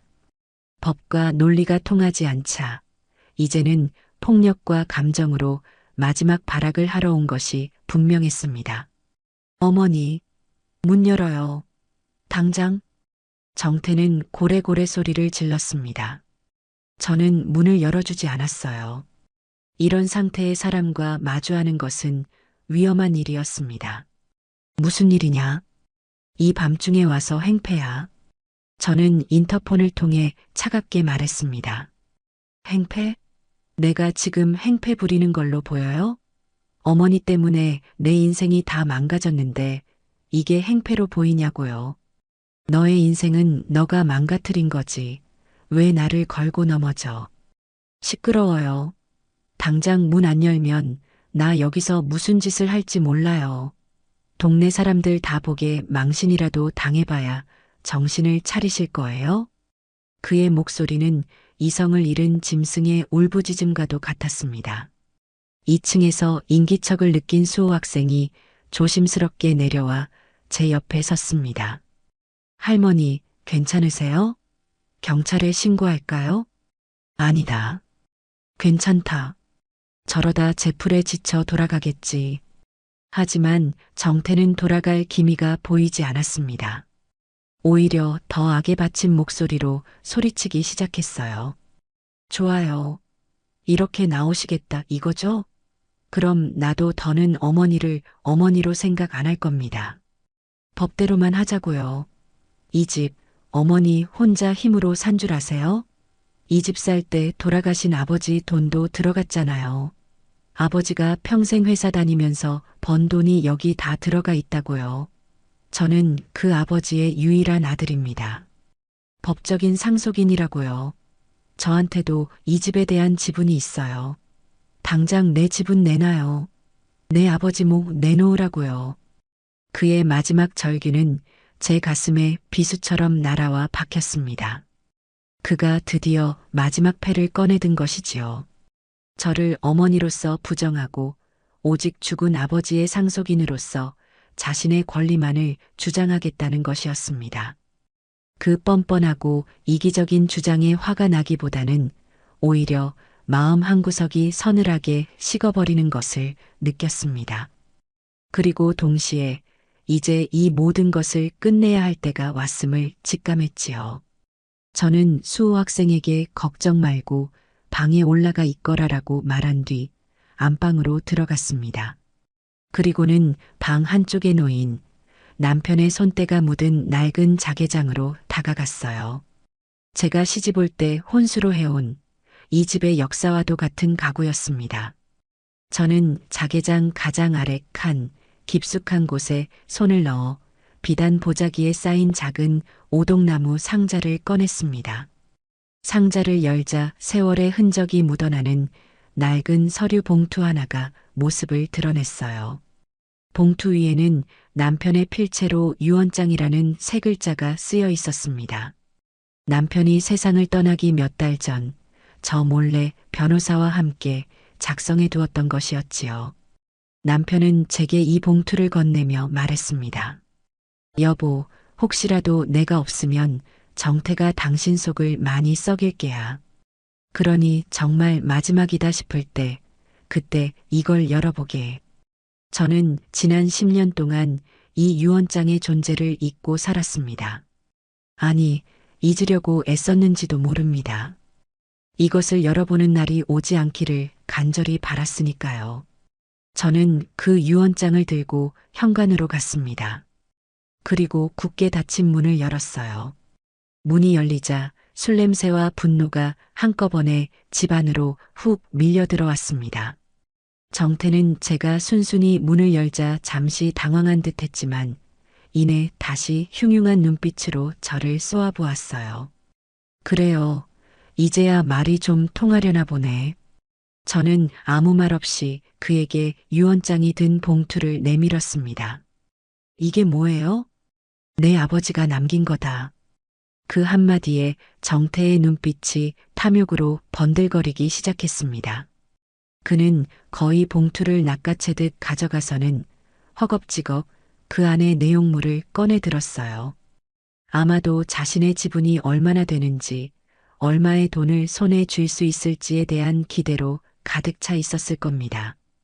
저는 아들이 유언장을 읽어내려가는 모습을 물끄러미 바라보았습니다.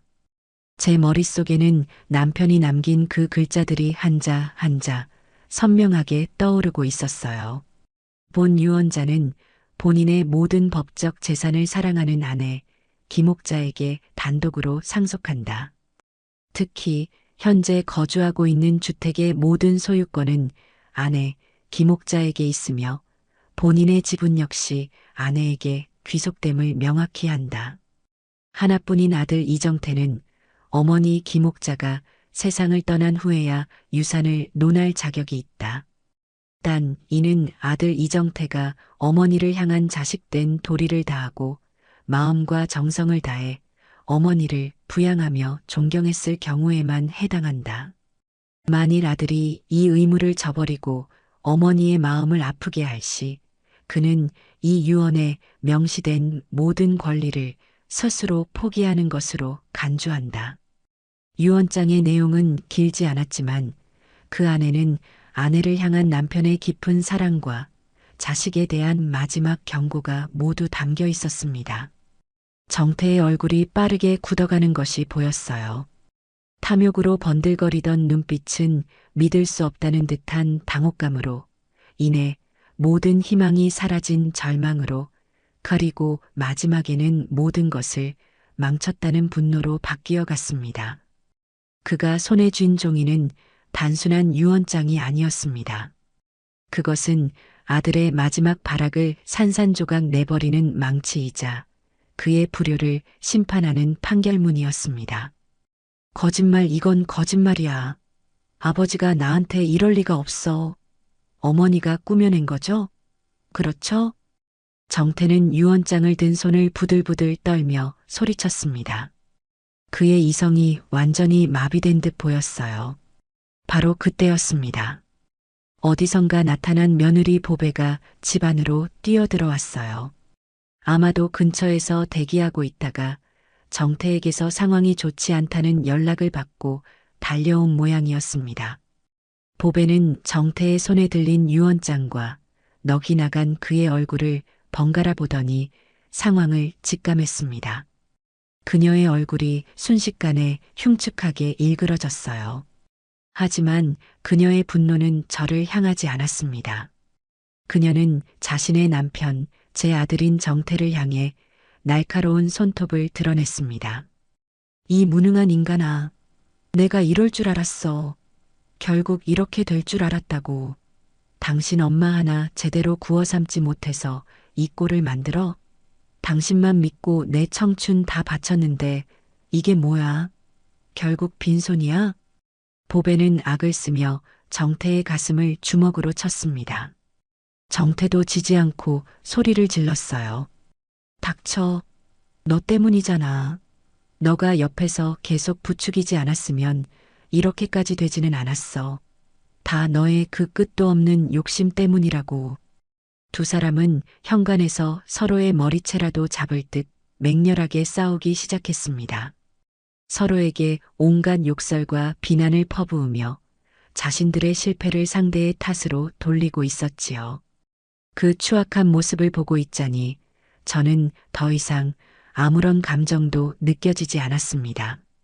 그들은 이제 제 자식과 며느리가 아니라 그저 욕망에 눈이 멀어 파멸해가는 두 명의 가련한 인간일 뿐이었습니다. 저는 조용히 몸을 돌려 집 안으로 들어갔습니다. 그들이 서로를 물어뜯으며 싸우는 소리를 등 뒤로 하고 현관문을 닫았어요. 문이 닫히자 시끄러운 소음이 한순간에 차단되었습니다. 집 안에는 다시 평화로운 정적이 흘렀어요. 모든 것이 끝났습니다. 길고 지루했던 전쟁이 마침내 막을 내린 것이지요. 저는 텅 빈 거실 소파에 앉아 깊은 숨을 내쉬었습니다. 이제 정말로 제 인생의 새로운 장이 시작될 것이었습니다. 추악한 부부 싸움을 끝으로 아들 내외가 현관문 앞에서 사라진 뒤 집안에는 오랫동안 깊은 침묵이 흘렀습니다. 저는 마치 큰 병을 앓고 난 사람처럼 온몸에 힘이 빠져 소파에 가만히 앉아 있었어요. 그때 2층에서 모든 상황을 지켜보고 있던 수호 학생이 조심스럽게 계단을 내려왔습니다. 그 녀석은 제게 아무것도 묻지 않았어요. 그저 조용히 부엌으로 가 따뜻한 유자차를 한 잔 타서 제 앞에 내려놓았습니다. 그리고는 제 옆에 가만히 앉아 거실 한쪽에 놓여있던 낡은 담요를 가져와 제 어깨에 덮어주었지요. 할머니, 고생 많으셨어요. 이제 다 괜찮을 거예요. 그 담담한 위로 한마디에 저는 지난 몇 달간 애써 억누르고 있던 감정이 한꺼번에 터져 나오는 것을 느꼈습니다. 눈물이 왈칵 쏟아졌어요. 아들을 향한 원망이나 며느리에 대한 분노의 눈물이 아니었습니다. 그저 이 모든 지긋지긋한 싸움을 끝냈다는 안도감과 제 곁에 이렇게 따뜻한 마음을 가진 젊은이가 있다는 고마움에 흘리는 눈물이었습니다. 수호 학생은 제가 눈물을 그칠 때까지 아무 말 없이 제 등을 토닥여 주었습니다. 피 한 방울 섞이지 않은 남이었지만 그 순간만큼은 세상 누구보다 든든한 제 편이자 제 가족이었습니다. 그날 이후 저와 수호 학생의 관계는 집주인과 세입자를 넘어 진짜 할머니와 손자 같은 사이로 발전해 나갔습니다. 우리는 저녁 식사를 함께하는 날이 많아졌어요. 저는 녀석이 좋아하는 제육볶음이나 된장찌개를 끓여주었고 녀석은 학교 앞 맛있는 빵집에서 사온 빵을 제게 건네주곤 했습니다. 식사를 하며 저희는 많은 이야기를 나누었어요. 저는 녀석에게 제 젊은 시절 이야기나 먼저 세상을 떠난 남편 이야기를 들려주었고 녀석은 제게 요즘 젊은이들의 문화나 자신의 미래에 대한 진지한 고민들을 털어놓았습니다. 어느 날 저녁에는 녀석이 제 낡은 휴대폰을 보더니 스마트폰이라는 것을 사주겠다며 고집을 부렸습니다. 할머니, 요즘은 다 스마트폰 써요. 이걸로 친구분들이랑 영상통화도 하고 재미있는 것도 많이 볼 수 있어요. 아이고, 나는 이런 거 못 쓴다. 눈도 침침하고 복잡해서 제가 다 가르쳐 드릴게요. 하나도 안 어려워요. 이 녀석은 결국 저를 데리고 휴대폰 가게에 가서 최신 스마트폰이라는 것을 개통해 주었습니다. 그리고는 며칠 동안 밤마다 제 옆에 앉아 사용법을 차근차근 알려주었어요. 처음에는 어렵기만 하던 것이 녀석의 친절한 설명 덕분에 조금씩 손에 익기 시작했습니다. 얼마 뒤 저는 춘심이와 처음으로 영상통화라는 것을 하게 되었어요. 화면 속에서 생선 앞치마를 두르고 환하게 웃는 친구의 얼굴을 보니 어찌나 신기하고 반갑던지요. 야, 김옥자, 너 아주 신식 할머니 다 됐구나. 얼굴이 훤하네. 춘심이의 목소리를 들으며 저는 수호 학생을 돌아보며 고맙게 웃었습니다. 이 녀석은 제게 단절되었던 세상과 다시 연결될 수 있는 창문을 열어준 셈이었어요. 제 삶에도 많은 변화가 생겼습니다. 아들 내외에게 쏟아부었던 정신적, 물질적 에너지를 이제는 오롯이 저 자신을 위해 쓰기 시작했어요. 매달 꼬박꼬박 들어오는 수호 학생의 월세와 제 연금을 모아 저는 평생 처음으로 저 자신을 위한 투자를 했습니다. 가장 먼저 한 일은 친구 춘심이와 함께 온천 여행을 떠난 것이었어요. 춘심아, 우리 그동안 고생 많았다. 뜨끈한 물에 몸 좀 지지고 오자. 내가 다 쏠게. 저희는 기차를 타고 따뜻한 남쪽 지방의 온천으로 향했습니다. 뜨거운 온천물에 몸을 담그고 있으니 지난 세월의 피로가 눈 녹듯이 사라지는 것 같았어요. 저희는 밤새 수다를 떨며 웃고 떠들었습니다. 남편 험담, 자식 험담, 그리고 앞으로 어떻게 더 재미있게 살지에 대한 계획까지 누구의 엄마, 누구의 아내가 아닌 김옥자와 박춘심이라는 이름으로 돌아가 보낸 그 시간은 제게 큰 활력소가 되어 주었습니다. 여행에서 돌아온 후 저는 동네 복지관에서 운영하는 노래교실에 등록했습니다. 예전부터 노래를 배우고 싶었지만 먹고 살기 바쁘다는 핑계로 늘 마음속에만 담아두었던 꿈이었지요. 처음에는 어색하고 부끄러웠지만 비슷한 연배의 친구들과 함께 목청껏 노래를 부르다 보니 잊고 있던 즐거움이 되살아나는 것 같았습니다. 저는 특히 소프라노 파트에서 재능을 보였어요. 노래 교실 선생님은 제 목소리가 맑고 깨끗하다며 칭찬을 아끼지 않았습니다. 이제 저는 더 이상 정태 엄마가 아니라 노래 교실의 김옥자 소프라노로 불리게 되었습니다. 시간이 흘러 계절이 몇 번 바뀌었습니다. 제 삶은 평온했고 하루하루가 충실했어요. 아들 내외에게서는 이혼 소송 중이라는 소문만 간간히 들려올 뿐 아무런 연락도 오지 않았습니다. 저는 그들의 소식에 더 이상 마음이 흔들리지 않았어요. 그들은 이제 제 인생의 등장인물이 아니었으니까요. 그러던 어느 가을날 오후였습니다. 저는 새로 산 스마트폰으로 노래 교실에서 배운 노래를 듣고 있었어요. 그때 띵하는 소리와 함께 모르는 번호로 문자 메시지 하나가 도착했습니다. 무심코 메시지를 열어본 저는 잠시 숨을 멈추었습니다. 제 아들 정태에게서 온 문자였어요. 어머니, 저 정태예요. 오랜만이죠. 잘 지내세요? 저는 보배랑 얼마 전에 이혼했어요. 위자료 주고 나니 아무것도 남은 게 없네요. 지금은 친구 집을 전전하고 있습니다. 다 제 잘못입니다. 제가 어리석었어요. 어머니 말씀대로 제 인생은 제가 망친 게 맞아요. 어머니 없이는 살 수가 없어요. 제가 정말 잘못했습니다. 제발 한 번만 만나주세요. 얼굴 보고 사죄드리고 싶어요. 저는 그 구차하고 자기 연민으로 가득 찬 문자를 몇 번이고 읽어보았습니다. 하지만 제 마음은 호수처럼 잔잔했어요. 아무런 파문도 잃지 않았습니다. 연민도 분노도 심지어 미움도 느껴지지 않았어요. 그저 아주 먼 나라의 낯선 사람 이야기를 듣는 듯한 기분이었습니다. 그가 진심으로 반성하고 있는지도 모릅니다. 하지만 그 반성은 너무 늦었고 그가 저에게 준 상처는 너무 깊었습니다. 깨진 그릇은 다시 붙일 수 없는 법이지요. 저는 잠시 그 문자를 바라보다가 망설임 없이 삭제 버튼을 눌렀습니다. 그리고는 곧바로 그 번호를 수신 차단 목록에 추가했어요. 제 인생에 더 이상의 군더더기는 필요 없었습니다. 저는 휴대폰을 내려놓고 창밖을 바라보았습니다. 마당의 감나무에 빨갛게 익은 감이 주렁주렁 열려 있었어요. 올해는 유난히 감이 풍년이었습니다. 저는 자리에서 일어나 바구니를 들고 마당으로 나갔습니다. 저녁에 돌아올 수호 학생과 함께 나누어 먹을 감을 따야겠다고 생각하면서요. 제 마음은 더할 나위 없이 평화로웠습니다. 시간은 쏜살같이 흘러 제가 제 인생의 주인이 된 지도 어느덧 2년이라는 세월이 지났습니다.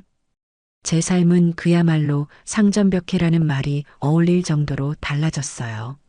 더 이상 자식 걱정에 밤잠을 설치지도 않았고 누구의 눈치를 보며 살지도 않았습니다. 아침에 일어나면 노래 교실 갈 생각에 설레고 저녁이면 수호 학생과 함께 먹을 저녁 메뉴를 고민하는 소소한 일상이 제게는 더 없는 행복이었습니다. 그러던 어느 날 저는 문득 제 남은 삶과 그 이후에 대해 정리해야겠다는 생각이 들었어요. 사람의 앞날은 한치 앞도 모르는 법이니 제가 정신이 건강하고 맑을 때 모든 것을 제 뜻대로 마무리 짓고 싶었습니다. 저는 예전에 저를 도와주었던 젊은 변호사에게 전화를 걸었습니다. 변호사님, 저 김옥자입니다. 잘 지내시죠? 아이고, 어머님, 물론입니다. 어머님이야말로 잘 지내시죠? 목소리가 아주 좋으십니다. 덕분에요. 다름이 아니라 제가 변호사님께 드릴 말씀이 있어서요. 유언장을 새로 쓰고 싶은데 좀 도와주시겠어요? 네, 어머님. 물론입니다. 언제든지 오십시오. 며칠 뒤 저는 홀가분한 마음으로 변호사 사무실을 찾았습니다. 2년 전 억울함과 분노를 안고 찾아왔던 때와는 완전히 다른 발걸음이었어요. 그때는 제 권리를 지키기 위한 피고인이었지만 지금은 제 인생의 마지막 장을 스스로 설계하는 작가와도 같은 심정이었습니다. 변호사는 제 앞에 따뜻한 차를 한 잔 내려놓으며 물었습니다. 어머님, 어떻게 정리하고 싶으신지 생각해 두신 게 있으신가요? 저는 잠시 창밖을 바라보며 생각을 정리한 뒤 차분하게 제 뜻을 이야기하기 시작했습니다. 우선 제 아들 이정태에게는 법이 정한 최소한의 것만 남겨주고 싶습니다. 한국 법에는 유류분이라는 제도가 있어 자식에게 재산을 한 푼도 물려주지 않는 것은 나중에 복잡한 문제를 일으킬 수 있다고 들었어요. 저는 그 아이에게 미움이나 복수심을 느끼지는 않았지만 제 평생의 땀이 담긴 재산을 물려주고 싶은 마음 또한 눈꽃만큼도 없었습니다. 변호사님께서 알아서 법적으로 문제가 되지 않는 선에서 가장 적은 몫을 주도록 처리해 주셨으면 해요. 그 이상은 단 한 푼도 줄 수 없습니다. 변호사는 제 뜻을 이해했다는 듯 고개를 끄덕였습니다. 그리고 제가 가진 약간의 예금과 이 집을 팔게 될 경우에 생기는 돈은 전부 사회에 돌려주고 싶습니다. 저는 제가 평생을 바쳐 모은 돈이 저처럼 어렵지만 성실하게 살아가는 사람들을 위해 쓰이기를 바랐습니다. 특히 가정 형편이 어려운 환경에서도 열심히 공부하는 학생들을 위한 장학금으로 사용되었으면 좋겠어요. 저 역시 배움의 기회가 부족했던 것이 평생의 한이었거든요. 제 이야기를 듣던 변호사의 눈가가 촉촉해지는 것 같았어요. 마지막으로 제가 지금 살고 있는 이 집 말입니다. 저는 잠시 숨을 골랐습니다. 이 집은 제게 가장 소중한 재산이자 제 인생 그 자체였습니다. 이 집은 제가 세상을 떠난 후에도 박수호 군이 계속 살 수 있도록 해주고 싶습니다. 박수호 군이라면 지금 어머님과 함께 사는 그 학생 말입니까? 네, 맞습니다. 이제 학생이 아니라 번듯한 회사에 다니는 직장인이 되었지요. 수호 학생은 대학원을 우수한 성적으로 졸업하고 좋은 회사에 취직해 매일같이 성실하게 살아가고 있었습니다. 그 아이가 원할 때까지 보증금이나 월세 없이 이 집 2층에서 편안하게 살 수 있는 권리를 주고 싶어요. 법적으로 그런 게 가능한가요? 네, 어머님. 사용대차 계약 형식으로 유언장에 명시하면 충분히 가능합니다. 다행이네요. 그 아이가 제 마지막 가족이 되어 주었으니 제가 그 아이에게 해줄 수 있는 최선의 선물입니다. 나중에 그 아이가 결혼해서 가정을 꾸리고 이 집에서 살고 싶지 않다고 할 때, 그때 집을 팔아 장학재단에 기부하면 됩니다. 그렇게 저의 새로운 유언장은 작성되었습니다. 모든 내용을 확인하고 서명을 마친 순간, 저는 제 인생의 마지막 매듭을 제 손으로 깨끗하게 지었다는 생각에 마음이 더없이 평온해졌습니다. 변호사 사무실을 나오니 가을 하늘이 유난히 높고 푸르게 보였습니다. 그로부터 또 한 해가 지났습니다. 어느 금요일 저녁이었어요. 퇴근하고 돌아온 수호 학생이 멋쩍은 표정으로 제게 작은 상자 하나를 내밀었습니다. 할머니, 이거요. 오늘 첫 월급 탔어요. 할머니 선물이에요. 상자를 열어보니 고운 빛깔의 따뜻한 캐시미어 스카프가 들어 있었습니다. 제 낡은 목도리를 보고 마음에 걸렸던 모양이에요. 아이고, 이 귀한 걸 너 맛있는 거 사 먹지. 왜 할미 선물을 사왔어? 할머니 덕분에 제가 이렇게 취직도 하고 사람 구실하게 된 건데요. 이건 아무것도 아니에요. 녀석은 제 목에 직접 스카프를 둘러주었습니다. 목에 감기는 부드러운 감촉이 제 마음까지 따뜻하게 만드는 것 같았어요. 그날 저녁 우리는 제가 끓인 뜨끈한 김치찌개를 앞에 놓고 마주 앉았습니다. 수호 학생은 회사에서 있었던 재미있는 일들을 신이 나서 이야기했고 저는 그 모습을 흐뭇하게 바라보며 맞장구를 쳐주었지요. 텔레비전에서는 시시콜콜한 저녁 뉴스가 흘러나오고 있었지만 우리 둘만의 작은 식탁은 세상 그 어떤 화려한 파티보다 더 큰 행복과 웃음으로 가득 차 있었습니다. 밥을 다 먹고 수호 학생이 설거지를 하는 동안 저는 녀석이 선물해준 스카프를 두르고 마당으로 나갔습니다. 밤 공기가 제법 찼지만 조금도 춥게 느껴지지 않았어요. 저는 제가 평생을 바쳐 지켜온 이 집을 그리고 저 멀리 반짝이는 도시의 불빛들을 가만히 바라보았습니다. 언젠가 누군가 제게 물었었지요. 어떻게 아들 며느리를 내쳤냐고요. 이제 저는 그 질문에 자신 있게 대답할 수 있습니다. 나는 내 자식을 내친 것이 아닙니다. 나는 내 행복을 내 집으로 들인 것입니다. 가족이라는 울타리가 때로는 얼마나 큰 상처와 족쇄가 될 수 있는지 저는 너무나 늦게 깨달았습니다. 그리고 진짜 가족이란 핏줄이라는 이름 아래 모든 것을 당연하게 여기는 관계가 아니라 서로를 존중하고 마음을 나누는 관계 속에서 비로소 태어난다는 것도요. 제 옆에는 이제 저를 진심으로 아끼고 사랑해주는 새로운 가족이 있습니다. 그리고 저는 제 인생의 그 어느 때보다 지금 이 순간이 가장 평온하고 행복합니다. 밤하늘의 별들이 마치 먼저 떠난 남편이 저를 향해 잘했다고, 고생했다고, 고개를 끄덕여주는 것처럼 다정하게 반짝이고 있었습니다.